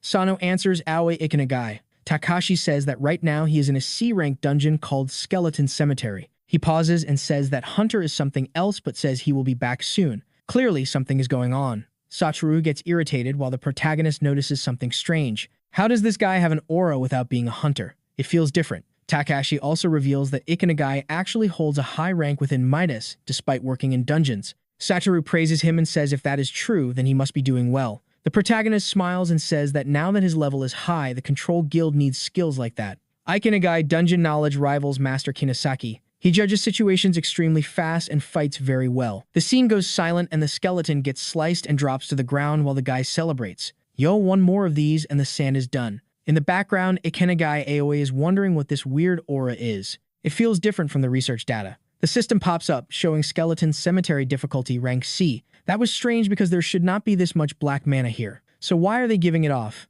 And the worst part is that if skeletons have black mana, they turn into undead. The problem is the moment that happens, the difficulty jumps straight to rank A, and obviously the rank C idiots in there have no chance. And they are just there hitting this and that yelling I am so strong, literally saying this dungeon is way too easy. Then Sung Jin Woo-sun shows up behind them, ready to stab from the back, but some white water flies in. Hold up the guy threw holy water and asked if his friend was okay. The scared broom guy says, hey wait, holy water today, you were the slave. So why do you have that? The tough guy says it is better to be prepared than regret it later. And here it comes, what do you think is going to happen? He opens his arms and says, leader, we need to retreat. This is about to get dangerous. Slave number 1, are you saying there is a lich here, kid? This is a rank C dungeon, your dad is built different. He shouts, Captain, damn it, can you not see? Everyone is going to die. The black energy here is enough to create new creatures, and I know exactly what happens to people who ignore warnings. But the Captain IQ of 78 is not enough to process that. Ikenagai keeps insisting, explaining that if they are turning into undead, that means there is a lich nearby. A rank, a monster that will erase their whole team without them being able to do anything. The good part for Ikenagai, he was right and the lich appeared. The bad part, he was right and the lich appeared. Actually, it was a huge damn dog. Wait, no, that is worse. That huge dog is a rank S dragon. Yeah, not even 100 rank C hunters stand a chance. But nothing changes in this modern world. While people are dying in the dungeon getting ripped apart, girls are dancing on TV. Satoru, the king of simps, is enjoying the idol group IF, saying they are amazing. No way Arita Sarah went out to dance. She has a control power that literally restores lives and she went dancing. Okay, sure. The protagonist looks happy, at least she is with her friends. Still take that control power for yourself. Satoru says he wanted her to join the guild, but she stayed with the association. Small flashback with Nana saying she feels so much lighter now, but if her ability is exposed, many guilds will come after her. Exactly, because her power is good and should be used to save lives. Let her dance, do whatever you want. The protagonist is just watching the simps enjoying the dance, saying it is fine, they still have plenty of time. Time for what to save the world that is about to be invaded by gods who will wipe everything out. I do not think there is that much time. Right then, chaos breaks out with people running everywhere talking about that. Rank a dungeon that until recently was rank C, and Sano knows that is exactly where poor Ikenagai is. Unlucky guy always caught in the worst situations. They reach the entrance, throw a mana meter on the ground, and Nanase says they need to help immediately. The protagonist and his son arrive, asking if there are no more reinforcements. Nanis asks why he is there, and he explains his junior is inside, so he wants to help. She understands but says the black energy is so strong they cannot enter. It seems the Lich boss that was defeated got resurrected. Satoru comments that it is the kind of monster that can use black energy. The protagonist remembers Shirosaki uses that power. Nanase starts to explain why they cannot enter, but he says he might know a way. No way, he thinks he can use black aura. Let us see, because the crew really needs his help since they are fleeing in panic. I would roast that guy for making the wrong choice, but even if he made the right one, there was no escape. Aikenagai tells him to use the stone so they can escape, but strangely, it is not working. He knows it is the barrier the Lich put up, but how are they supposed to stop that thing, casting it? At this pace, the obvious will happen, everyone will die, and he does not want to end here. Damn, look at the blonde guy with the swag running around throwing sparkles. Aikenagai says, wait, you use holy magic. The blonde says, I can use the basics, but I cannot raise a barrier. When he says barrier, Aikenagai gets an idea. He pulls out bottles of holy water and asks if he can make a barrier with that. The blonde says he can do something, but it will not last long against a rank S dragon attack. Aikenagai says it does not need to last long. The guy slams his hand on the ground, the holy water rises, skeletons start breaking apart, and a barrier forms around everyone. The blonde kid keeps the spell going, the sphere forms around everyone, and the dragon starts moving toward the group. It swings a claw, but its own paw is the one that takes damage. The problem is the first hit already starts cracking that shell, but Aikenagai says it is fine, this is just to distract the dragon. Everyone is confused, and then out of nowhere, he walks out, saying he will leave that creature to them. The guys panic, saying, hold on to that bastard, just leave us here as bait. But strong stays strong, they can think whatever they want. The truth is this bone dragon is not what matters. If they cannot take down the Lich, they are going to be afterlife buddies forever. He splashes holy water on the blade and throws the sword Spartan style. The Lich raises a hand to defend while Aikenagai watches and a bunch of skeletons appear. Small ones fuse into a giant and the sword still pierces, the hand pierces the shoulder. But it looks like it was not enough to reach the core, and that was the last bottle of holy water. A skeleton pops up behind them and it feels like the end, but Sano Haruto shows up, clutch timing perfect. He is saving the princess, flashing that sideways smile. Someone asks, how did you even get here? And the protagonist says, I will explain later, son, we have a big skeleton to deal with. He slams the sword into the ground, jumps with style, starts focusing that golden aura and swings. Back when he was weak, he could handle the Lich, so now it is nothing. Everyone is impressed until a blue flashbang hits their faces, and when they look over, the rank S beast is burning in blue flames. It is melting and people are confused. The only fire that burns without recovery is Nana's Hellfire. Everyone is hyped and shocked, yelling, wow, the association really came to save us. Things are looking good. Someone says, since she became captain, barely anyone has died. Imagine if Arita Sarah stopped dancing and helped too. The blonde guy wants to celebrate, but the stonehead tells him it is too early. The Lich is still standing right in front of them. Sano slams his hand on the ground and says this guy deserves a present. He fuses something onto the holy sword and it looks like a Yu-Gi-Oh card popping out. The poor Lich is in shock, wondering why hundreds of legendary weapons are being summoned just to end him. Aikenagai is asking the same thing. The Lich tries to run, but the protagonist just smiles and activates the glow. The first strike hits the chest, one touch already makes a crater in its stomach. Hand forward attack sequence, nothing is left. People walk by the burned dragon, warning to be careful with hellfire. Once it starts burning, it is over. Aikenagai looks to the side and sees the protagonist farming aura casually with one hand in his pocket. Nanase praises him, he thanks her, while someone mutters, wow, Sano-senpai used to be weak. Now he is beating rank S monsters and the girls are losing it. A girl reaches out inviting him for drinks, clearly hitting on him. Before that, we see Ashley from the guild, Mr. Takashi. He thanks them for saving the members. Nene says it is fine, the association always investigates anomalies. He praises her, she stands up, fired up, saying, all hunters matter. We cannot lose anyone in these incidents, I have better things to handle now, bye, and slams the door, completely unhinged. Poor Ashley thinks the president must be under stress. He turns back, saying, let us return to the main topic, Master Sano. Aikenagai freezes, thinking, wait, did he just call him master? The protagonist says, since you are going straight to the point, I will keep it simple. I want Aikenagai to join my guild. Aikenagai jumps up shocked, saying, Sano, you started your own guild. He says, yes, and it is called Control Guild. Takashi says, so you are recruiting new members. Do you know Aikenagai situation? The protagonist says, yes, I will pay all his debts. You know those stories where a slave princess gets bought by a prince? It is basically that. Aikenagai is stunned, saying, my god, Sano-senpai, you will pay my debts. Takashi says, then it is true, you sold information about the golem heart and made 20 billion. Knowing someone has that much money is obviously dangerous. He slams his glass on the table and says, sorry, Sano, but that will not be possible. The protagonist is confused, asking, why are you trying to keep Aikenagai as a slave forever? Takashi says not at all, it is just that his ability is extremely important, and that is exactly why you won him. Ikenagai is confused, wondering why Takashi is valuing him so much. The leader explains honestly, it is hard to calculate this kid value because of how dungeons work. To enter the Cerberus dungeon, you need a special key and a crystal, and only 3 exist in the world. You can only use it once if you fail the dungeon ends. During one cleanup, Ikenagai used a return stone to protect his allies. Each crystal was worth 100 million. Since he saved the guild members, we can waive that entirely. I am as confused as everyone here trying to add this up, but it is not clicking. Sano asks, wait, that dungeon had good rewards, did it not? Takashi says yes, because the Cerberus key opens a dimensional gate. You know more about those than anyone since you work with Master Kinosaki. Now Sano gets it, this guy is after dimensional passages. He asks, wait, are you saying Midas Guild has one of the pieces to access that dungeon? I still do not fully get it, but we will eventually. Takashi smiles, saying just as expected, this will be an easy talk, we just needed to start negotiations. Looks like we are entering the Cerberus dungeon arc now, and these guys have a way to access it. The scene suddenly shifts to a room with bodies scattered everywhere. A man walks in, slicing everyone. Someone goes for his neck. He dodges white hair, snap of fingers. Control X activated. It is brutally fast, a giant blast appears, and it is over. The door opens, and he says, I appreciate the welcome, Mr. Ashley Cooper. The old man says there is only one reason he is here, and the man smiles, saying, yes, I am here for the Cerberus dungeon key.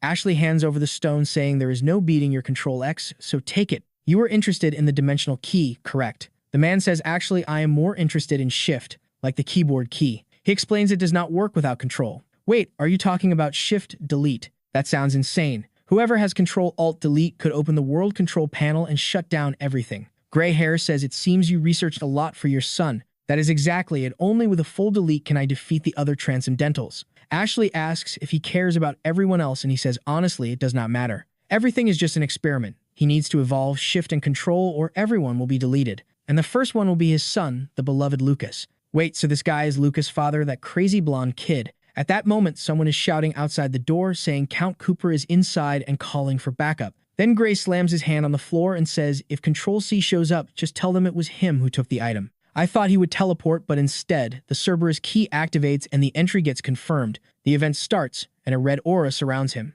Ashley warns that he will be arrested even if he clears the dungeon, and the guy answers that it seems he forgot about the reward from that place. And just like that, it begins. Then we jump 3 months forward into the start of this new arc, arriving at the Nevada Institute in the Americas. They go down the elevator with X Tentacion saying it is 20 floors. From B1 to B10, it is extraterrestrial research. That word exists, I think. From B11 to B20, it is monsters from another world. Squarejaw is shocked, realizing aliens actually exist. You are shocked about aliens when portals open in cities and dragons come out. The protagonist, on the other hand, is curious, since this is where his father worked on research. Ikenagai is there thinking, maybe I should not be here. I agree to what Sano asked, but I do not know if this is good for me. Then the story jumps back 3 months again to that talk with Takashi. He said if Midas Guild joins these missions, he will let Ikenagai join and his debt will be paid. The friend knew this would not be good for the protagonist, but he still accepted, leaving him stunned. The protagonist said for him it was a cheap price. That sounds like a confession. They arrive at the base, and Ikenagai looks around, seeing people just standing around like nobody actually works here. In the halls, the protagonist thinks, so this is where my father did his research. X says yes, look at this fragment of steel. The blonde guy explains it came from the spirit dimension and previous directors found it and no substance on Earth can even scratch it. They researched it, but a disaster killed the last director, so they decided to stop digging deeper. The protagonist asks that my father would not come from Tokyo to do nothing, so what was his research? The older guy explains his father was moving from Tokyo to here using Nishihara subspace, but it stopped working when she disappeared. Now the protagonist knows his mother, who was familiar with Ares, really knew his father and had info about the spirit dimension before the disaster. If she acted that way, she knows something. His father probably followed because of that. He is sure both his father and Nishihara saw something in that dimension. Maybe the answer is in that fragment. They will have to open the door to find out. Or not open it and not end humanity, but then there is no story. The moment arrives and the blonde says, Sano, it is time to assemble the pieces. He agrees but says, first, let us go to the desert. Meanwhile, at the White House, Donald Trump wants to know if all pieces are really in one place.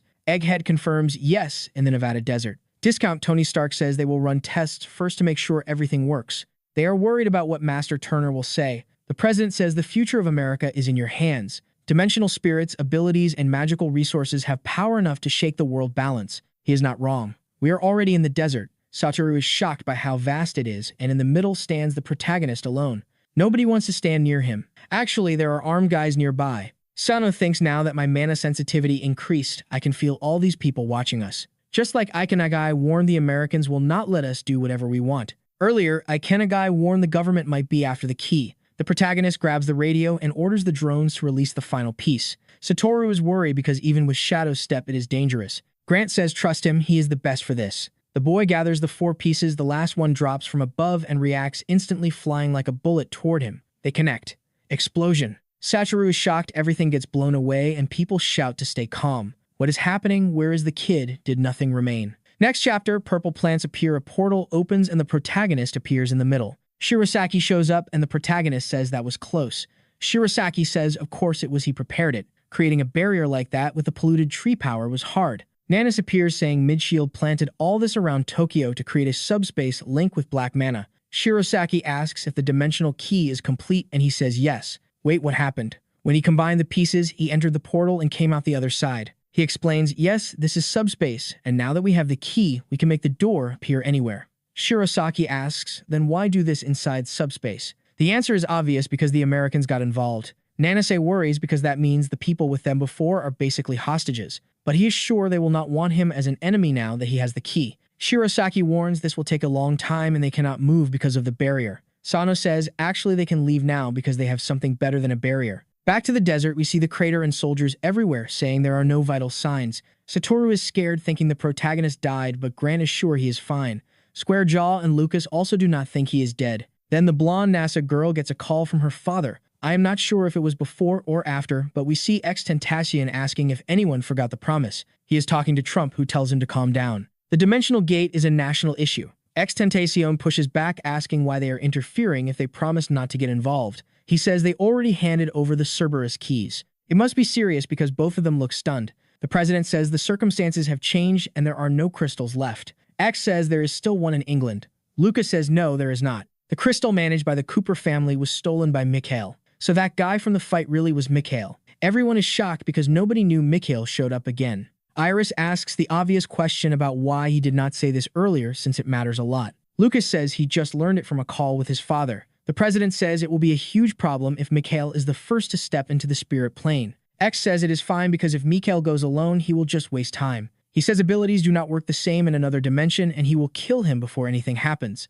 X sounds very confident. Lucas says Mikhail Control X does not match well against Shift, but Turner has Control S. Control S sounds like save, which works like a reset or pseudo-immortality. The president starts talking about the risks when the portal suddenly begins to shake. The blonde scientist is shocked because it has not moved in over 15 years. A leg comes out and Shirasaki says the subspaces are connected again. Satoru is surprised and the protagonist tells Shirasaki to move because he wants out. Everyone is relieved that he is alive. Sarah also shows up to work and people tease her for not just dancing forever. Square Jaw asks where the key is. Shirasaki says the key is complete and hints he will join the operation. Lucas warns that Mikhail is probably already at the Cerberus dungeon. He explains that his father had one key and Mikhail stole it. Sano does not look scared and says if that is the case, they go now. We cut to Cerberus of Hell, a level 670 boss. If you beat it, there is a guaranteed chance to get a spirit dimension key.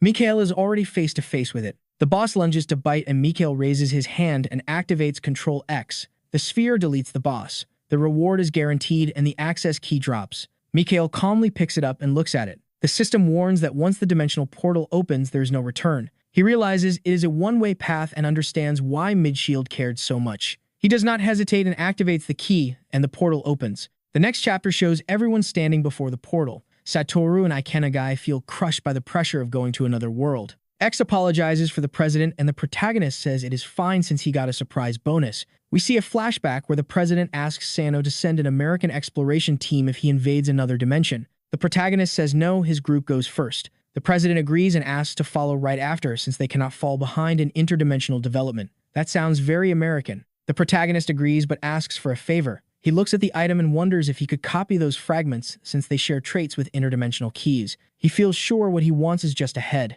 We then face a castle where someone inside shouts about trouble. A hammer hits the ground and we enter the dwarf world. This dwarf is 160 years old and the best blacksmith in the spirit dimension. His name is Dweko. There's also Pio, who looks like a little girl but is actually 10,336 years old. For now, things are safe. Dweko says he knew the portal opened because he forged the key, so he made the fragments. Pio is excited because they might finally gather every piece. Dueco says there was still one piece of the forge left in that dimension. That unbreakable object stored back, there must be part of his forge. Everything connects now. Pio says, just as the Earth Mage predicted, if they fix the anvil, the world trees will be purified and the spirits freed. Dueco agrees but worries about someone named Krail. The scene shifts outside to a giant tree and someone getting devoured. A bloody elf cries and tells Midshield he kept the promise. It does not matter because what matters is the portal finally opened and now he can claim that dimension. It sounds like he wants to dominate Earth. Things start to line up again. Mikhail appears in the scene and sees a strange green, big-headed creature. He laughs, saying he never imagined spirits were real.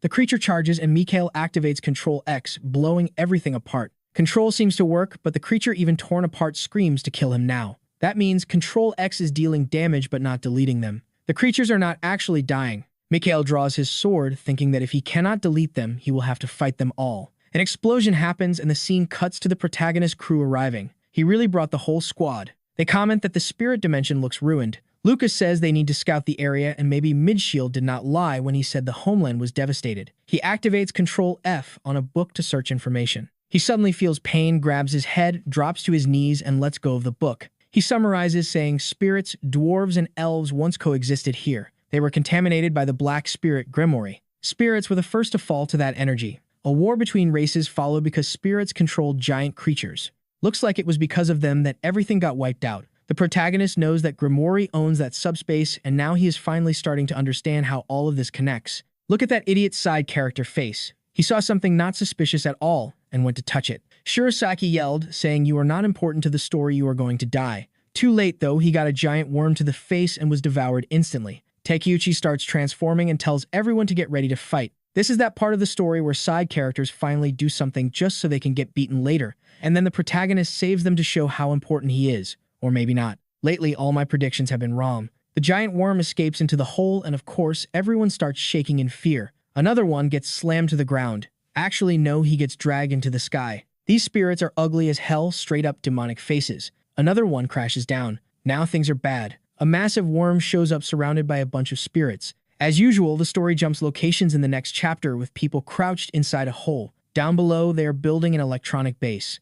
Someone says they found it. The guy with glasses asks for the status, and they say just as expected, the boss was defeated. So he says, then let us go. They appear face to face with a massive rock mixed with machinery. Someone says there are signs that Mikhail tried to open a dimensional gate there. I thought he was already there. This is Ashley Cooper, who is Lucas' father, and the guy Mikhail robbed back at the mansion. The masked guy in black says it does not matter whether Mikhail moved or not since they do not have a dimensional key. Ashley pulls out his old phone and says preparations are complete. He calls the president and apologizes for the call, then asks if he can answer the kid about what they discussed. He says they can open the door immediately, but America will have to get involved. He even asks if they will no longer need Hunter Sano after that. Easy to say. I want to see them try without the protagonist. Back to the fight, the giant worm goes for a huge bite, smashing the ground. Someone holds its mouth open, but it is not easy. Moonlight pulls out his hammers and activates Control S, saving mana. I've seen that before. Control S on a computer means save, and he is literally saving mana. It feels kind of broken. He is doing something similar to the protagonist. How is this guy ranked number 1? The protagonist also saves mana, but it never looked this busted. Moonlight leaps up, swings twice, and one clean cut slices it into 3 pieces. The protagonist is shocked. Now he understands. This guy is not just overwriting mana. He is stacking so much of it that it creates instability and causes energy explosions. It is like copy and paste mana, but he can go beyond the natural limit. While you are watching that Sano Haruto, the worms and spirits are tearing through the rest of the group. Ares stylishly casts a chain of magic circles and raises an ice barrier to protect everyone while Moonlight slams another worm into the ground. Dark elves show up. So these are the hunters. One of them says they are pretty capable for humans. The blonde replies that Mokai used to be a gentle creature living underground. For it to become this aggressive, it means they do not even understand what is happening anymore. At this rate, they will be wiped out. Lucas prepares a Sacred Blade attack since it works well against spiritual creatures. The green rat monster panics, then disappears, reappears, slicing 3 and drilling straight into another chest. Same problem as always. The monsters laugh while regenerating. Then Lucas releases a burst of shining energy everywhere. The power expands until only a single cell remains. The elf is shocked because this guy showed purified spirit crystals. That should be impossible since they were contaminated. He immediately notices the blonde is holding a sacred sword. Now he wonders if Midshield brought these humans. Not exactly, but he was involved. The worms start getting scared and retreat underground. With the spirits gone, they stop controlling the creatures and the beasts return to a peaceful state. More spirits arrive, but Sano Haruto already knows the weakness. He taps the ground and Yggdrasil branches expand in all directions, binding the enemies. At the same time, he activates spider webs, trapping everything. He basically made a forest trap. The creatures start breaking themselves apart to escape. Shirasaki tries to warn them, but Sano tells him to look up. He summons the swords and activates revealing light. Another strike. A rain of missiles pierces everything. The spirits are purified, and the protagonist grabs the glowing core. He feels something strange and drops to his knees. Everyone panics as a golden sprout bursts from his back. The copy skill says 3 of 1 Yggdrasil seeds. Or maybe it is 1 of 3 and the system glitched again. Either way, Sano holds his head as branches keep spreading around him. He activates Control V over and over, trying to copy the seeds. The system says to complete germination, he needs elf purification and a spatial core. Sometimes this story gets confusing, but it always comes together eventually. The problem is the protagonist has basically turned into a seed. Ikenegai is shocked and still has not done much so far. The protagonist worked so hard to recruit him, and I still do not see all that talent. Shirasaki and everyone else stare, trying to understand what this is. The elves are confused, asking why this kid has the seed of the space tree. They are bold for confronting him in front of X-Tentacion. Satoru is amazed just seeing real elves and says they are the same as humans except for the ears. The scene then cuts to another part of the forest where a massive black energy sphere is wiping everything out. Spirits are disintegrating. It is Mikhail. Look at the swagger on this villain. Perfect thumbnail material. He keeps abusing Control X, forming a sphere that evaporates everything. The bad part for him is that spirits cannot be deleted. He keeps spamming Control X over and over. He even praises himself and then collapses face first. Looks like he cannot keep it up anymore. The winged vegan rat lunges to bite, but its little brother bites its arm instead. What is this now? A family war breaking out. Meanwhile, the idiot Mikhail is dying alone over there.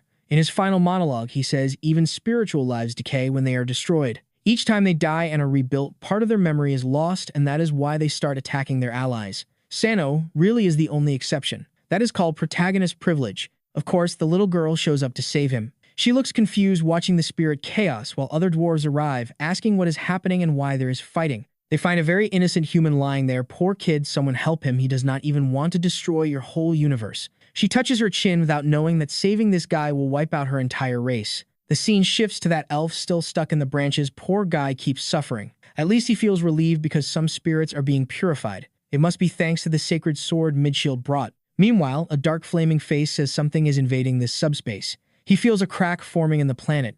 If it opens, he will finally gain access to that world. But before that, he needs to absorb the last core of the space tree. Scene changes to the Hunter Association in Japan. The door opens and the discount Stark calls Nanase, saying the Cooper family and the Americans open a portal to another dimension. She says that cannot be right. Mikhail used one exit, so the gate he passed through should be closed. He explains they managed to use Hunter Nishihara subspace. Nanase remembers the protagonist asking her to stay on Earth. When they go to another dimension, creatures could take advantage and attack Earth, so she would stay as a fallback. In the hallway, Temu Stark says if things are getting messy, then Sano probably found something dangerous on the other side.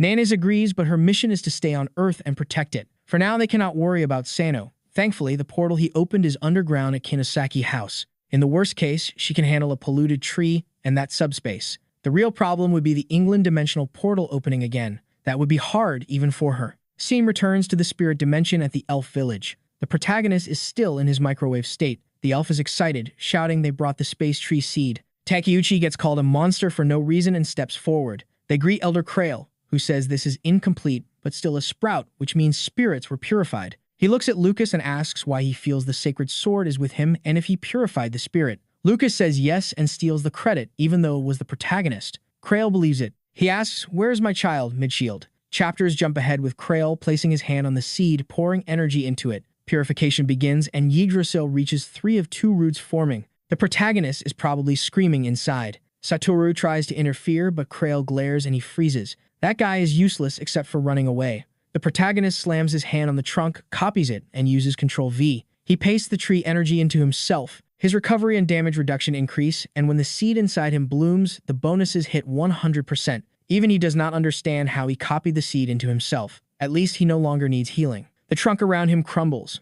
The elves ask where the seed went. Krail notices it did not disappear, but formed roots inside the human. Krail asks where Midshield is, saying he gave him the spirit blessing and tells him to open his mouth. Sano answers coldly that he is dead. Confusion spreads about how an elf could be killed by a human. Sano says to him that guy was a monster who wanted to destroy his planet. Krail cries, black energy rising, asking if that is why they killed his son. Purple energy spreads. He leaps forward towards Satoru and someone yells, "Why attack him? He is useless." Krail swears they will pay and slams the ground, purple energy wrapping around the sword, trapping Satoru. X-Tentacion arrives, charging for his strike and slams into a barrier. The snake-like energy coils around everyone. Krail says if Midshield could use elf powers on Earth, he would never have died to a human. With your weak race, you cannot resist this. The elves turn out to be villains. Ares steps forward watching the attack. Even Takeuchi cannot move. Everyone is immobilized. Takeuchi and Shirosaki realize abilities cannot activate because mana is being drained. Sano recognizes this as the blessing of the space tree. Mana flows into him. Then Control-C deactivates. Copy failed. He must use Shift. Everyone wants that key. Sano realizes it is what Midshield wanted. To win in this world, he needs it. Krail summons green weapons, calling them monsters. In the elf world, they are invaders who will die. He fires an elf arrow, blasting the hall like a bazooka. The protagonist sees Arita Sarah and thinks she should have kept dancing K-pop. Something passes him, raising a green barrier, canceling elf magic. Ares says this magic does not work on her. She wears the cloak, and it is broken strong. Krail recognizes the Cloak of Immortality, which belonged to a certain human mage, when she hears that Ares asks if he knows her mother. Damn, the scene cuts to the dwarf house and Mikhail is tied up like an idiot. He is done. The 778-year-old tiny girl walks up and asks, "How do you feel, Mikhail?" He looks confused and says, "Wait, did you capture me while I was passed out?" She answers, "No, I saved you from being completely drained by the spirits when you were about to die." Mikhail smiles calmly, tears the ropes apart, and stands up. She looks excited, but she really should be worried. He steps closer and asks, "Are you a dwarf?" She asks back, "Are you a human?" And he just smiles, saying, "Perfect, everything is going according to plan. I warned it would end like this and bring disaster to her people." Control-X activates and a black energy sphere explodes, sending everyone flying and crashing to the ground. She asks, "Why are you attacking us after we saved you?" He answers that to him, everyone there is just experience points. He starts charging Control-X again right in front of her, but then he drops. What just happened?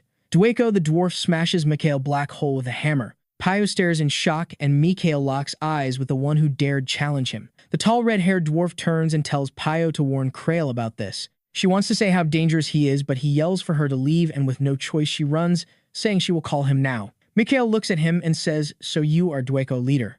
Dwayko asks what his goal is, and Mikhail says he is more curious about how that hammer struck his black hole, since it must be made from something comparable to dimensional stones. In that moment, it is clear Mikhail came here to evolve his curse. He smiles, saying it is convenient that monsters in this world can talk, but Dwayko swings again, saying he came at the perfect time and he will end this curse now. Lightning spreads like Thor, and the entire room explodes as he slams the wall again. Wait, did he activate Shift? There it is, he has Invent. It strengthens the dimensional hammer and probably boosts any ability. The ground collapses completely, but as everything falls, Mikhail smiles. Now he finally found what he wanted. His Control-H activates. This guy really has every key bound. The scene cuts to a mountain that looks like the place where Thorfinn's father was killed by that bastard Askeladd. We make friends with the elves, everyone. We are riding on their boat, and nobody says a word. Icon, a guy who has not been useful at all so far, asks if they are not sworn enemies of the dwarves. The elf explains that right now, with a war against the spirits going on, there is a ceasefire. The protagonist remembers Krail saying that in the beginning, all races lived peacefully. The dwarves even gave the elves the items they forged, and in return, they received wood from the space tree, which was the best kind of flame, and that is how their bond was formed. Then one day, the black spirit appeared, known as Grimory, the one who polluted the space tree. After that, the elves could no longer receive the blessing of the space tree, and Dwayko was tricked through his daughter Zelly. The poor girl fell into a trap because those monsters wanted branches from the space tree. In the end, she was captured by Grimory. In revenge, Krail cut the dwarf anvil in half and sent it to another dimension. Everything connects now, says the story. Hold on, Krail, it was that anvil fragment that opened the portal on Earth and caused the catastrophe. Great job, elf. The protagonist finally understands why Midshield went to Earth and why the spirits appeared with him. Krail explains that when spirits become polluted, monsters go insane. In the middle of that chaos, a female mage appeared and wiped everything out. Ares notices and asks where her mother is. Krail says she believed humans would eventually reach this place, so she worked with Dwayko to create a dimensional key, split it into fragments, and sealed the dimension. After that, she went to the beast dimension searching for someone. But since Krail destroyed the anvil, there was no way to create a return key. Because of that, everyone suffered thanks to him. Ares wants to meet Dwayko, but Krail says it is pointless since both the anvil and the furnace are unusable. Then Ares shows the fragment and asks if this is what he is looking for. The protagonist looks at it, and with the Yggdrasil tree power, they now have an anvil and a tree. The elves are shocked, and the protagonist says, "That is it, we have everything we need, time to move." We are back on the boat. and just like Thorfinn father, there's an ambush from above. Winged vegetarian rats start throwing rocks at the ship. Lucas notices it is a human, but another elf says that is impossible. They seem used to this by now. It might be the spirits executing Dweko, but we do not know because the scene changes again. Now we are in England in front of the Cooper estate. A group of adventurers watches a portal destabilize, blue lightning flashes, and someone celebrates.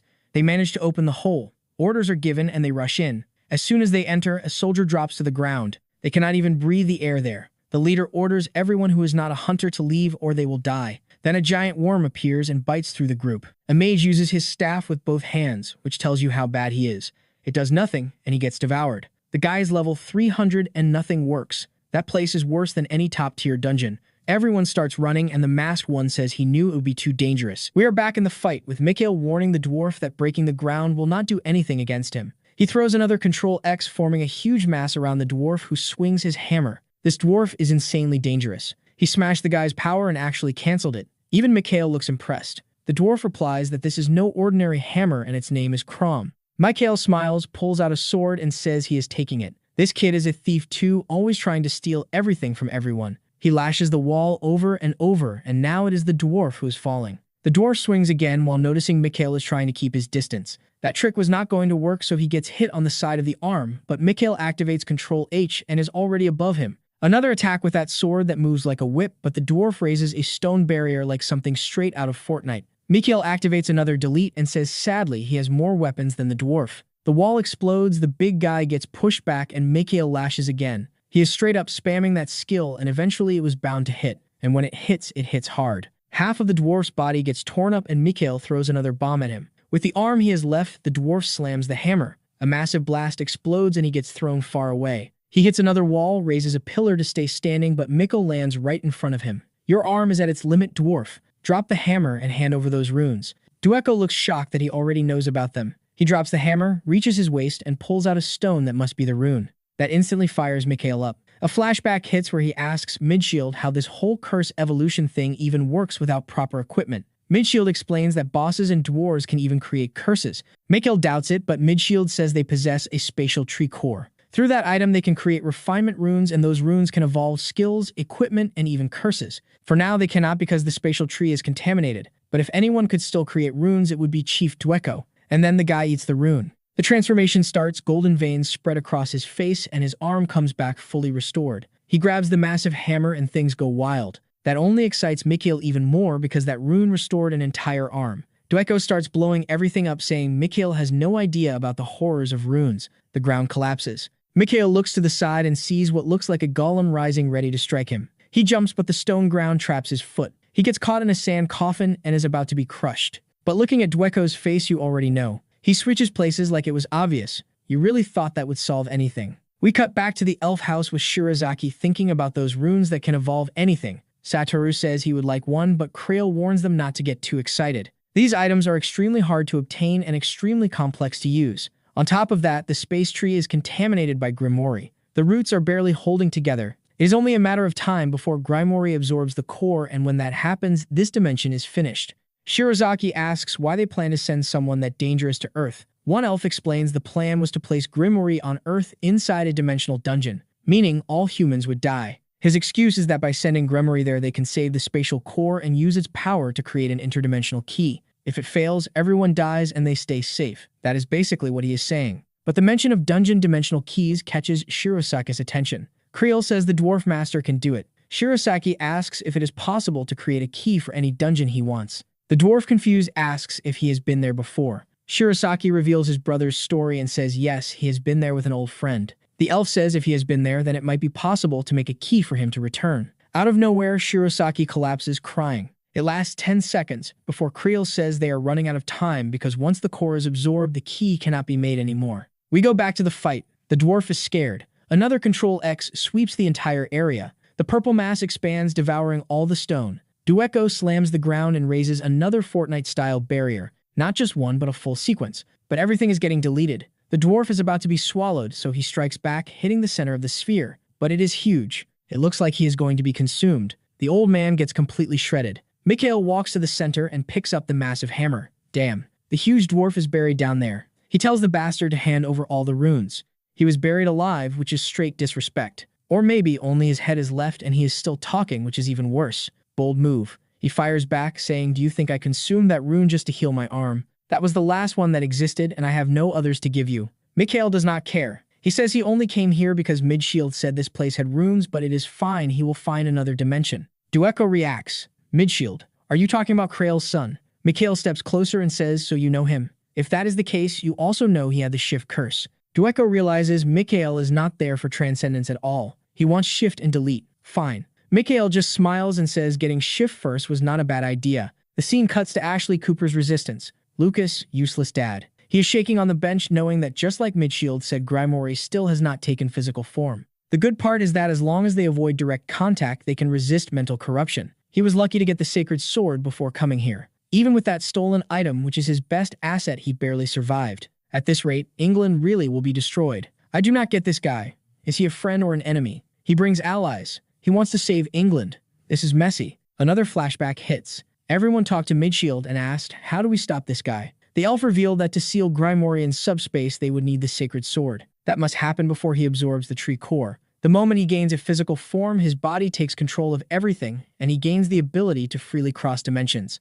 Cooper is thinking about the protagonist when an older woman arrives. Hunter May, who works as the Prime Minister of England. She asks how he plans to solve this. Cooper says he wants to put all hunters on the battlefield. Easy plan. Send everyone to die while you run. Even May doubts they can get that many people to work together. He says they have time, but she asks what happens if they fail. He reveals there is a portal that would send Grimoire to Japan. May immediately realizes he wants to dump the problem on Japan. He should know that would affect the entire world. It is not a real solution. Cooper responds that once Grimoire gains a physical form, it is impossible to stop him with mages like before. She should remember what happened 10 years ago when the gate opened in their country. Between opening a gate at home or in Japan, the choice is obvious. They would throw it at others. Back to the fight. The group arrives at the dwarf home, which is completely destroyed. Pio runs ahead calling for her father while the protagonist warns them to be careful because Mikhail could still be nearby. They only find what looks like the remains of a head. That is cruel. Letting her see that is too much. I fell for it. I forgot she is 50 years old, but still seeing just a stump of a head is rough.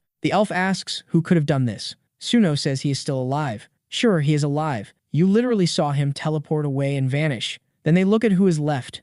Miss Arita Sarah, could you revive him? She says she will try, but he was deleted and an error might occur like last time. Pio grabs her, desperately begging her to at least try. Anything to save the chief. Control Z activates and restores the target. They have Extentacion who can maybe supply mana. They have the protagonist who can give mana. Let us give mana. But the message is different. This is an error from another dimension that cannot be restored and evolution is required. Arita does not push it. She says, as expected, she cannot do it because her curse does not work here. The protagonist realizes they will need to evolve those curses to help. Pio keeps asking if they evolve, will they save the chief? Suno says it is possible, but how will they evolve now that everything is destroyed? Pio says they do not need to worry because she can do it. Let us see then. She is not a child. She is 780 million years old. Before trying, we go back 5 years. Dueko stands at the anvil, saying it is impossible. He shows 2 runes and tells her to keep one. If the prophecy is real, they will need it. The one who brings the anvil fragment will be their savior. Back to the present. She says there is something she needs to confirm. She asks if they have the anvil fragment. Suno smiles, remembering his talk with the president and the condition he asked for. He wanted the fragment because it might be from the dimension they are heading to. Maybe it could help uncover more about his father's research. He pulls out the item and shows her. She smiles immediately and says it is exactly what she wanted, just like the prophecy said. She stops herself. Not today. Then she shows a crystal and says with the anvil fragment and this item, they can evolve a curse. The protagonist asks what it is. She says it is a strengthening rune. It must be absorbed into a weapon to cause evolution, and the same applies to skills and curses. She adds that this is the last rune. In exchange for evolving their curse, she asks them to save the chief. It clicks for the protagonist. He turns to the K-pop queen and says she will be the one to evolve. She is the only one who can restore this place. Pio tells her to put it in her mouth and swallow it. She does it. She swallows and evolves. Golden light bursts out.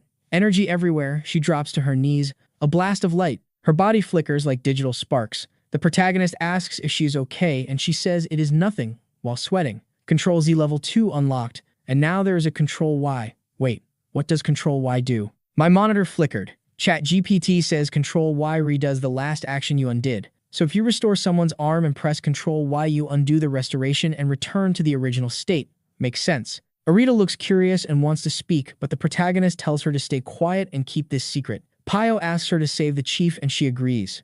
Hand on top. Control Z activated. Now that it evolved, it works in another dimension. A blast of blue mana shoots into the sky. Under all that, the dwarf was actually intact. I thought only the head was left. His arm starts regenerating while the elves watch in shock. That was not just a recovery skill. Something was off. It was impossible for an arm that had been deleted to come back. Dueko starts waking up looking confused when Pio runs over and gives him a small hug. The protagonist asks if Arita is okay. She says yes, and her mana is flowing even better now. Poor thing is already being put to work. He tells her to rebuild the castle. She says it is fine, and thanks to the golem heart he gave her, it is possible. The scene shifts to a cherry blossom tree. Satoru is running and says they are getting closer to Grimoire energy. The contamination is getting worse.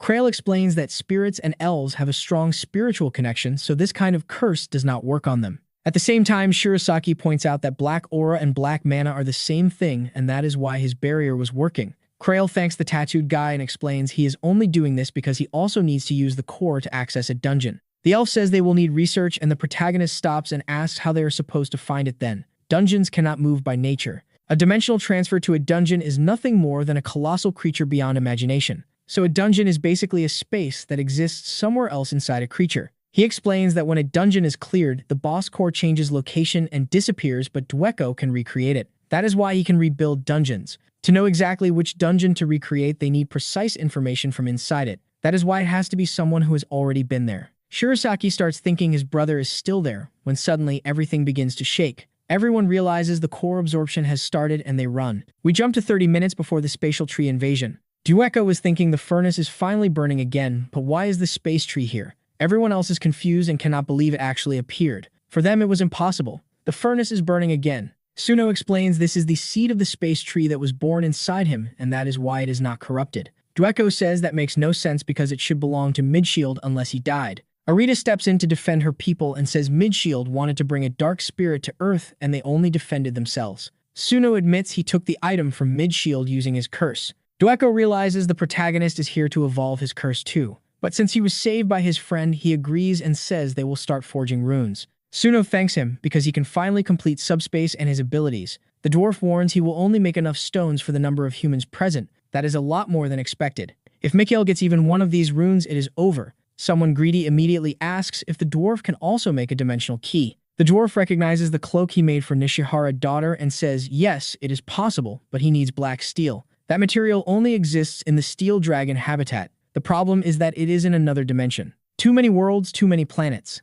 The protagonist remembers Shirasaki. Going to a dungeon in another dimension is exactly what his friend wants to do. At that moment, everything starts shaking there too. A dwarf brings news that the space tree is being consumed. The chief facepalms and says they are done. If Grimoire absorbs everything and materializes, it is over for everyone. Then stop panicking and grab the hammer. Time to work. We cut to Grimoire saying their goal in this dimension will soon be achieved. He apologizes to Giselle and says this is the limit of his power. He cannot protect her anymore, even though he can feel her will to live is strong, and he tells her not to lose hope. Giselle is the captured elf, and she feels her father's aura talking to her. Grimoire stands nearby and says he has noticed some pests approaching. He tells her not to have hope because this dimension already belongs to him. Outside energy explodes everywhere. Flying vegetarian rats go wild. Snakes strike everything. Grimoire tells Giselle that when everything materializes, she will become a boss. Back to Shirasaki, who notices the entire place shaking and things falling apart. Krail tells him to keep running, but Shirasaki feels something is wrong. There has to be a reason the elf is this agitated.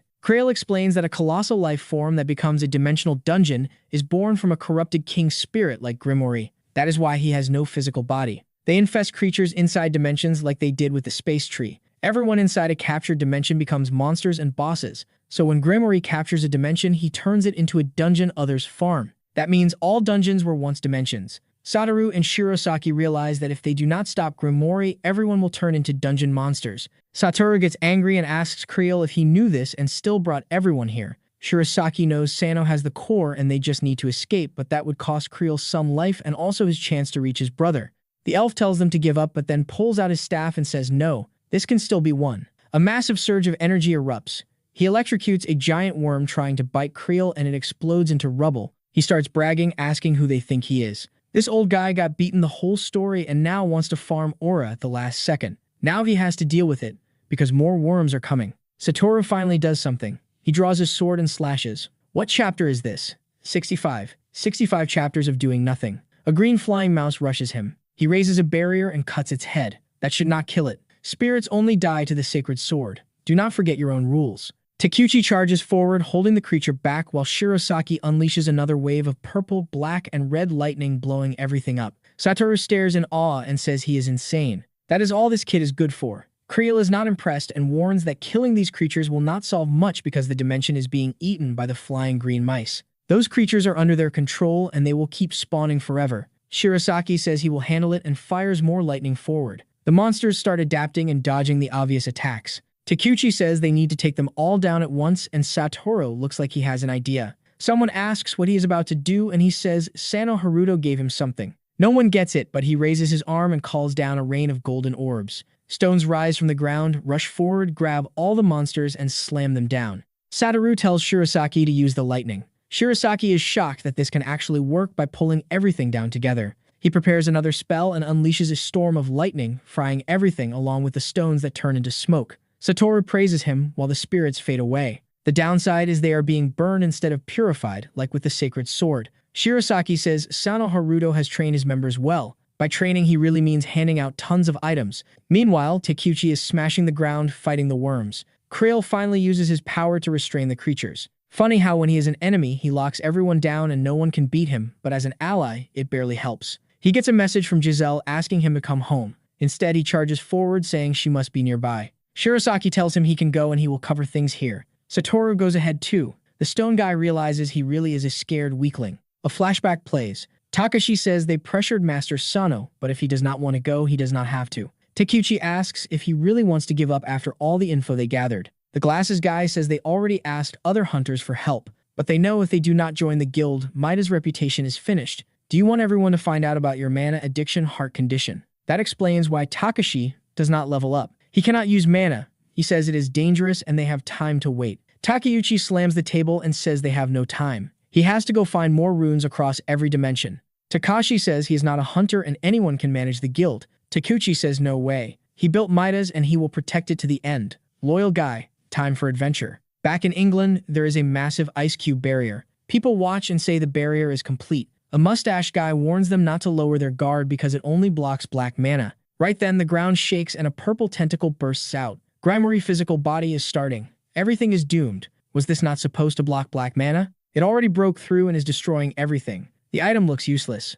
Someone holds a wooden shield, thinking it will stop the apocalypse. The ground turns into a ruined sea. Watching from above is Ashley Cooper calling for an emergency meeting. The physical manifestation is happening much faster than expected. Grimoire Dark Spirit has taken control of the spatial tree. They try to stop it, but it is too late. Another disaster is coming and England or Japan will be first. He is about to dump the problem on someone else again. Meanwhile, underground at the Kinosaki place, Nanazi cuts through everything as usual while Fua blocks. He got his shield back. Just the two of them holding off the apocalypse pouring out of the portal. She activates Hellfire, the flame that never goes out, and says they need to find out what happens next. Scene jumps again. We reach the elf who says he did not expect it to be so easy to get there. The protagonist says it is thanks to Duiko who showed the spatial path, but his face freezes. The elf base is completely destroyed. The holes in the ground make it obvious it was Mikhail. Lucas comes out of the gate and the protagonist warns everyone to be careful because Mikhail is nearby. Someone says he is already gone and was here for Creel. Creel is lying there missing limbs.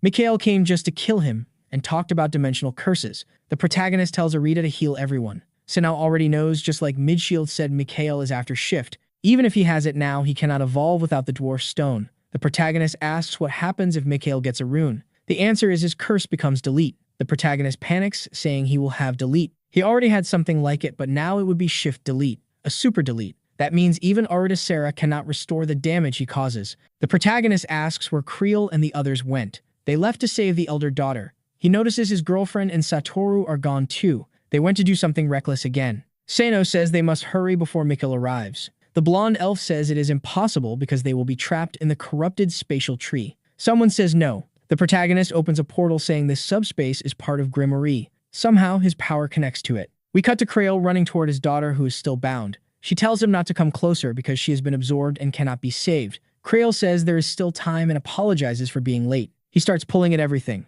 Takeuchi rushes in, tells him to step back, grabs the branches and tears at them, trying to free her. More branches appear and she is fully protected. Shirosaki prepares lightning, but that would kill her. Even Creel yells, asking if he lost his mind. Then Shirosaki notices something strange. The ground is glowing. A small part of the branch is not contaminated and full of vitality. Perfect. He tells everyone to back away. He charges up a massive green attack and fires a classic elven shot. Satoru watches amazed, saying he made an arrow from pure energy. Still, your friend has copy and paste powers, and that is way more broken. Even Shirosaki notices the vitality in the tree, but he feels it is not that strong. That makes it impressive that the old man pulled so much energy from something so small. He fires the blast and it almost hits the daughter head. Everything breaks apart. She falls from the branches and he catches her. Shirosaki realizes that at least not everything was contaminated. He isn't shocked because if this old man is this strong with just a trace of magic, then imagine if this entire place were the tree of life with energy for everyone. He quickly raises a barrier and says they need to leave before they get trapped. The moment he says it, things go wrong. More tentacles appear and start trapping everyone. There is nowhere to go. Satoru says the obvious. They are trapped and about to be crushed because everything is breaking apart. Satoru, about to die, calls out for their guy, but everything suddenly disappears. He smiles in relief until he sees Mikhail arriving and saying it is unfortunate, but he is not Sano. Everyone freezes. Takuchi does not hesitate. He pulls his arms back and charges like a madman. He is about to eat another hit. Mikhail warns him to be careful because he no longer has his little friend to fix him. Control X activates toward his hand, and it starts corroding everything along with his mask. Takuchi keeps pushing and says he has tons of stone and will not give up. Even Mikhail is surprised as the energy keeps expanding. Takuchi explains that when someone uses stone armor, it is completely isolated from the outside world. That means abilities cannot affect them. Then it clicks. He is not putting the armor on himself. He put it on Mikhail. It cost him an arm, but now he tells Shirosaki to fire the lightning. Shirosaki raises his arm and gathers energy. Takuchi yells. The lightning strikes. Mikhail stares straight ahead and the chapter almost ends. Everything explodes around Mikhail, but he uses Control H and slips aside. This guy has too many buttons. Shirosaki thinks he has a chance and asks where Mikhail thinks he is going. Lightning rains down, but Mikhail keeps abusing Control H and dodges everything. Takuchi appears behind him and slams the hammer. Mikhail blocks for the first time and gets thrown back. This looks like the moment he might be killed. Mikhail laughs and says best in the world is meaningless because transcendentals kill anyone in this world. Wanting to be the best of your own world does not mean much. He activates another Control X. His aura expands again and the massive purple sphere returns. Shirosaki throws up another barrier, but everything detonates. Purple energy floods everywhere. He cannot hold it. His eyes turn purple and wild. Satoru is useless and crying. The pressure becomes too much and everyone gets swallowed by the sphere. A storm wipes everything out. A massive crater forms and Takuchi loses his hand. People lose limbs so often here that it barely shocks anyone. Mikhail approaches and asks how Shirosaki survived the abyss black mana. Shirosaki stands there with blackened eyes and power crackling. Mikhail snaps his fingers and another Control X activates. Purple spheres lock onto each of the boy's limbs. Only stumps should be left. Mikhail looks to the side and asks if he is Midshield's father. The old man freezes. Mikhail says he brought him here and that Midshield told him about his shift curse and how to take it from him. Mikhail snaps again and crushes the father's arm. At the same time, creatures swarm Satoru. Then suddenly, Satoru wakes up. He looks around and sees Creel facing Mikhail. He sees everyone else broken on the ground. The strongest are dead and he is next. He needs to escape. A voice tells him he will soon meet them in the afterlife. Creel screams, asking if Mikhail used Midshield just to kill him in the end. Mikhail laughs and says nothing matters. Everyone in this world is a monster and now he will take this curse. Suddenly, lasers, lightning, thunder, and massive energy blasts fill the area. Mikhail feels burning pain from a long sword. It is not Sano. It is Satoru. Mikhail is shocked that Sano left him the sword. He teleports instantly and asks if the idiot even knows how to use it. Satoru senses him, turns and blocks, but is sent flying. He cannot believe he blocked a Mikhail attack. The sword is broken, strong, and gives him a chance. Mikhail mocks him, saying he thinks he is stronger just because of an item and that it is a pathetic illusion. Mikhail fires the sphere straight into his chest. Blood sprays. Half his abdomen is gone. We flash back to earlier when Satoru was scared and asked if he really had to go. The protagonist handed him the sword and said, "Take it. It will give you levels and help you survive." He warned the sword would last 1 month and would save him at least once in the elf world. When the user's health drops to 25%, the sword's effect activates. A burning aura explodes around Satoru. He feels power rushing through him. Mikhail warns him that the sword saved him, but if he uses that power to attack, he will die. Satoru says he would rather die than be killed. He screams and activates Rampage. He clashes swords with Mikhail, who is shocked that someone on the brink of death has this much power. Yellow energy keeps expanding. The scene cuts to Extentation Group running through the void. Ares suddenly stops and says she feels the black sword of Kalisha has entered attack mode. Sano realizes his girlfriend is in danger. That is not the only reason he gave the sword. He asks if Ares knows the way. She points into the distance and says it is not far. The protagonist tells everyone to move fast. Back at the fight, Mikhail's burned arm is visible. He looks at Satoru lying there coughing blood but still standing proud. Mikhail shrugs and says it does not matter. He will die even if he leaves him alive. He could finish him now but decides not to. He walks to Krail and demands the shift, stabs him. The elf agonizes and begs him to hand it over before he is killed. He says Mikhail knows this is not the correct way to pass a curse.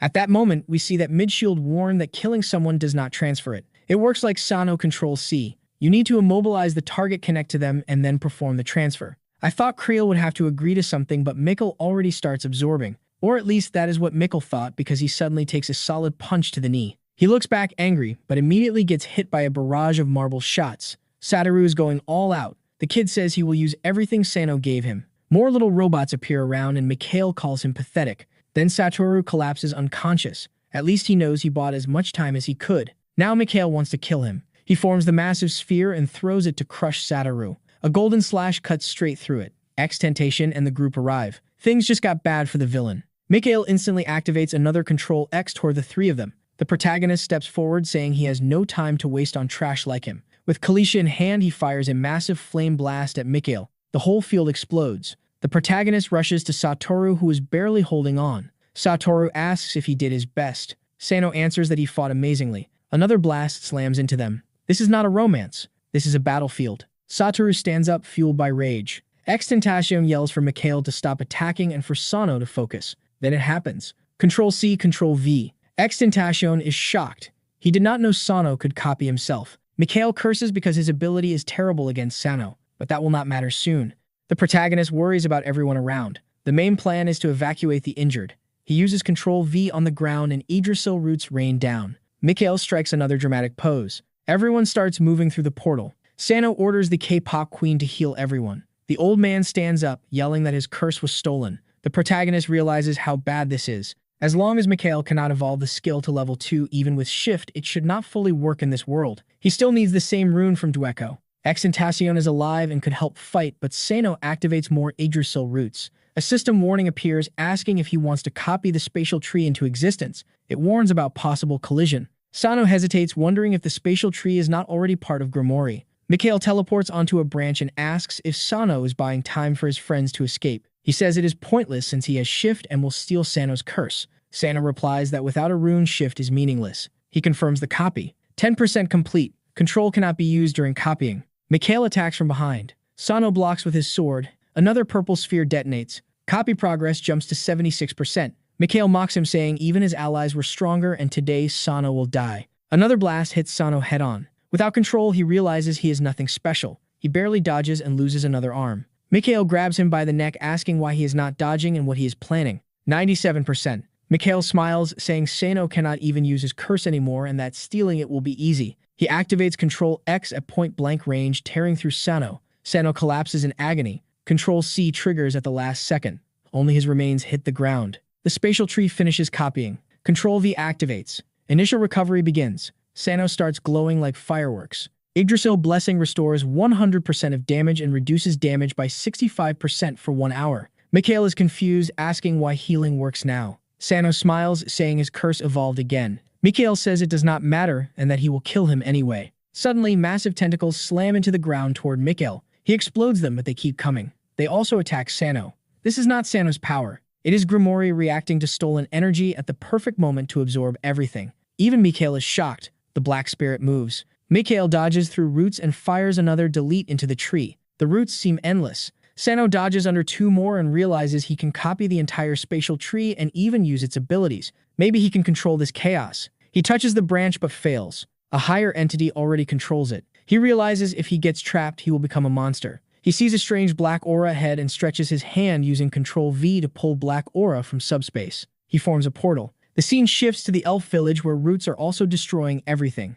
Lucas tells everyone to run into subspace, and now only he and the little elf are left, so they decide to leave too. The masked one thanks him and says, "You are saving countless people, but if Grimoire reach physical form, that means all your friends." Lucas cuts him off and tells him to stop trying to kill everyone with words. If subspace is open, that means Sano is alive and they still have a chance. In the Dwarf Kingdom, thunder crashes. Dueco already knows that Grimoire completed the absorption of the space tree. Someone asks, so the humans lost. He says yes and that he needs to destroy all these items before they fall into Mikhail's hands.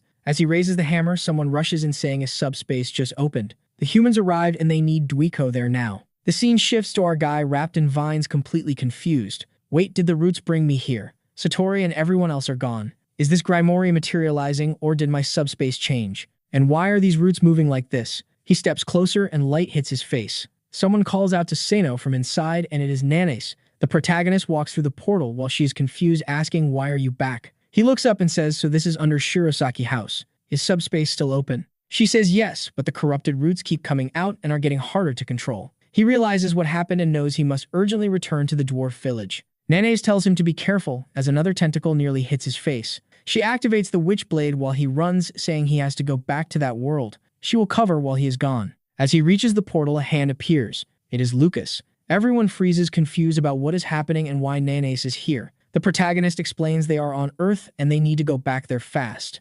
Elves start coming through the portal too.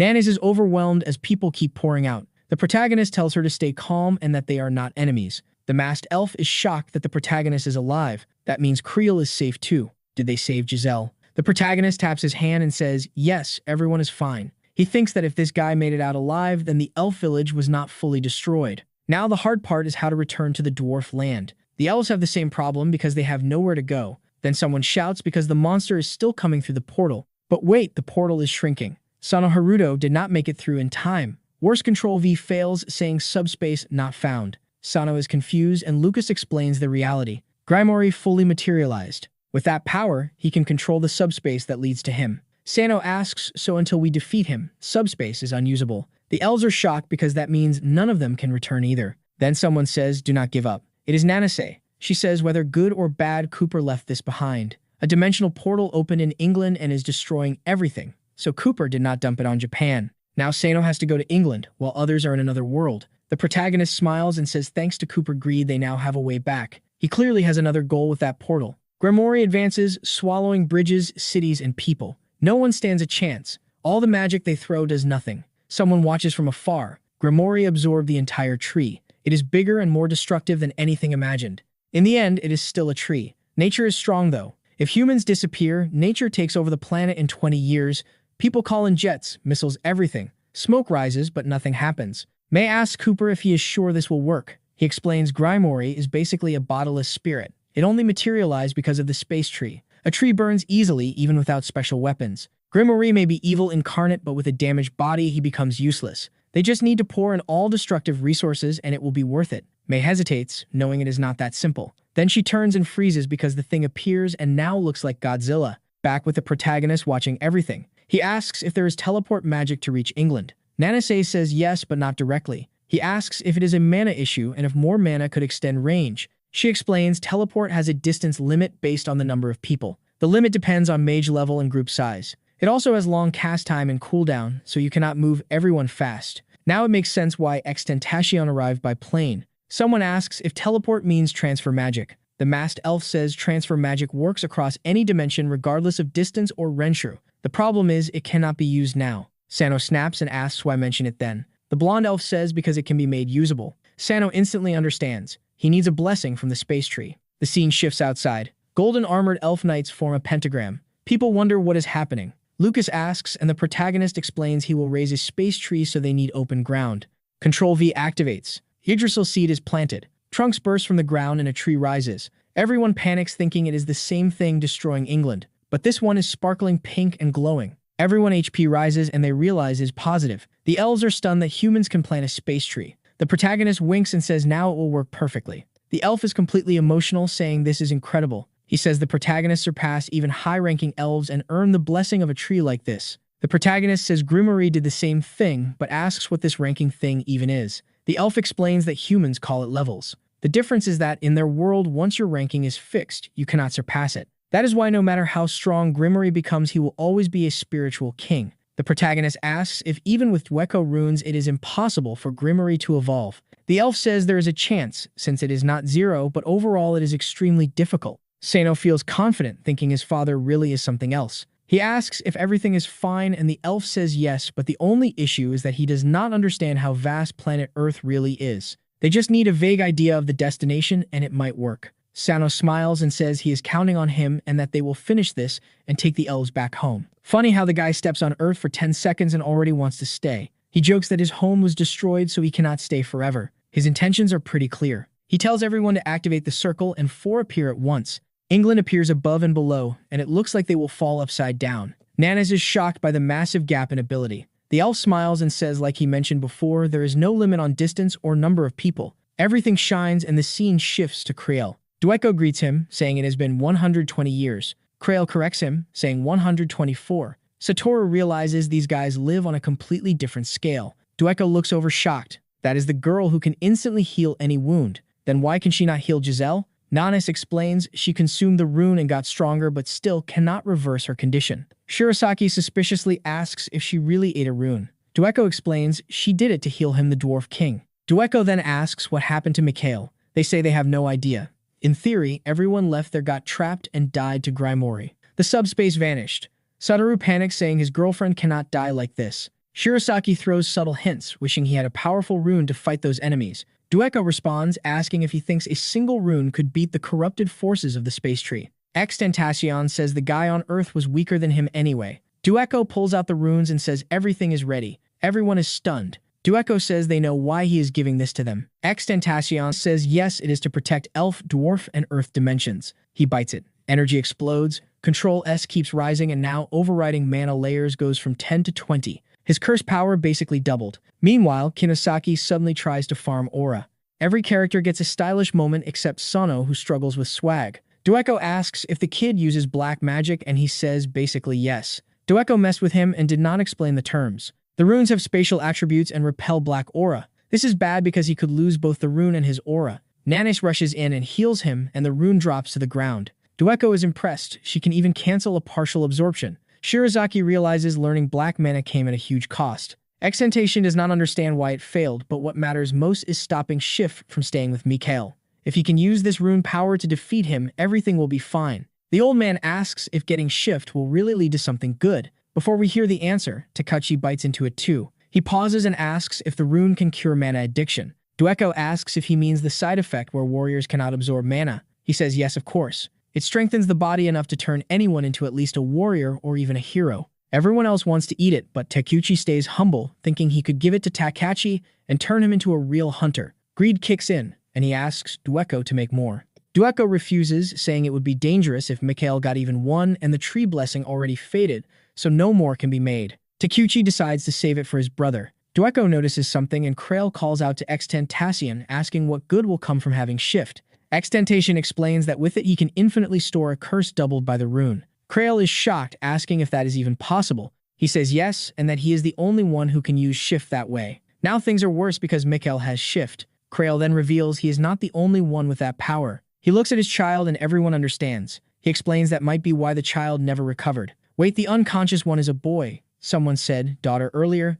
This is confusing. We cut back to England, where the tree monster is rampaging. Everyone says there is no way to defeat something that big. Branches spread everywhere. Roots burst from the ground, throwing people around like toys. Cooper watches from the mountains while May asks if there is really nothing they can do. He says they have to wait for the Japanese hunters. She calls it madness since lives are at risk, but he says the sacrifices will buy time. 3 jets fly in and fire more missiles. Grimoire opens its mouth, releases a black energy sphere, and wipes the sky. Everything explodes. A black vacuum forms, pulling buildings apart. The entire area turns into a volcanic wasteland. May is in shock, saying the more they interfere with bombs, the worse it gets. For a second, it looks like the thing is going down. Nope. Another root attack hits the ships and everything explodes in the sky. May turns and says she will call international organizations for support. Then she hears a sound behind her. She turns and sees the sky splitting open. The giant looks confused, and from inside comes a blue glow mixed with hellfire straight into its head. Look at that entrance in midair. The protagonist is falling with her while she says the hellfire will hold it for a while. She asks how they are supposed to land on the thing. He tells her not to worry because he has a plan and activates the like on this video. That helps Mamoru make more juicy content for his viewers. Activate the cheeky little bell, and I am out.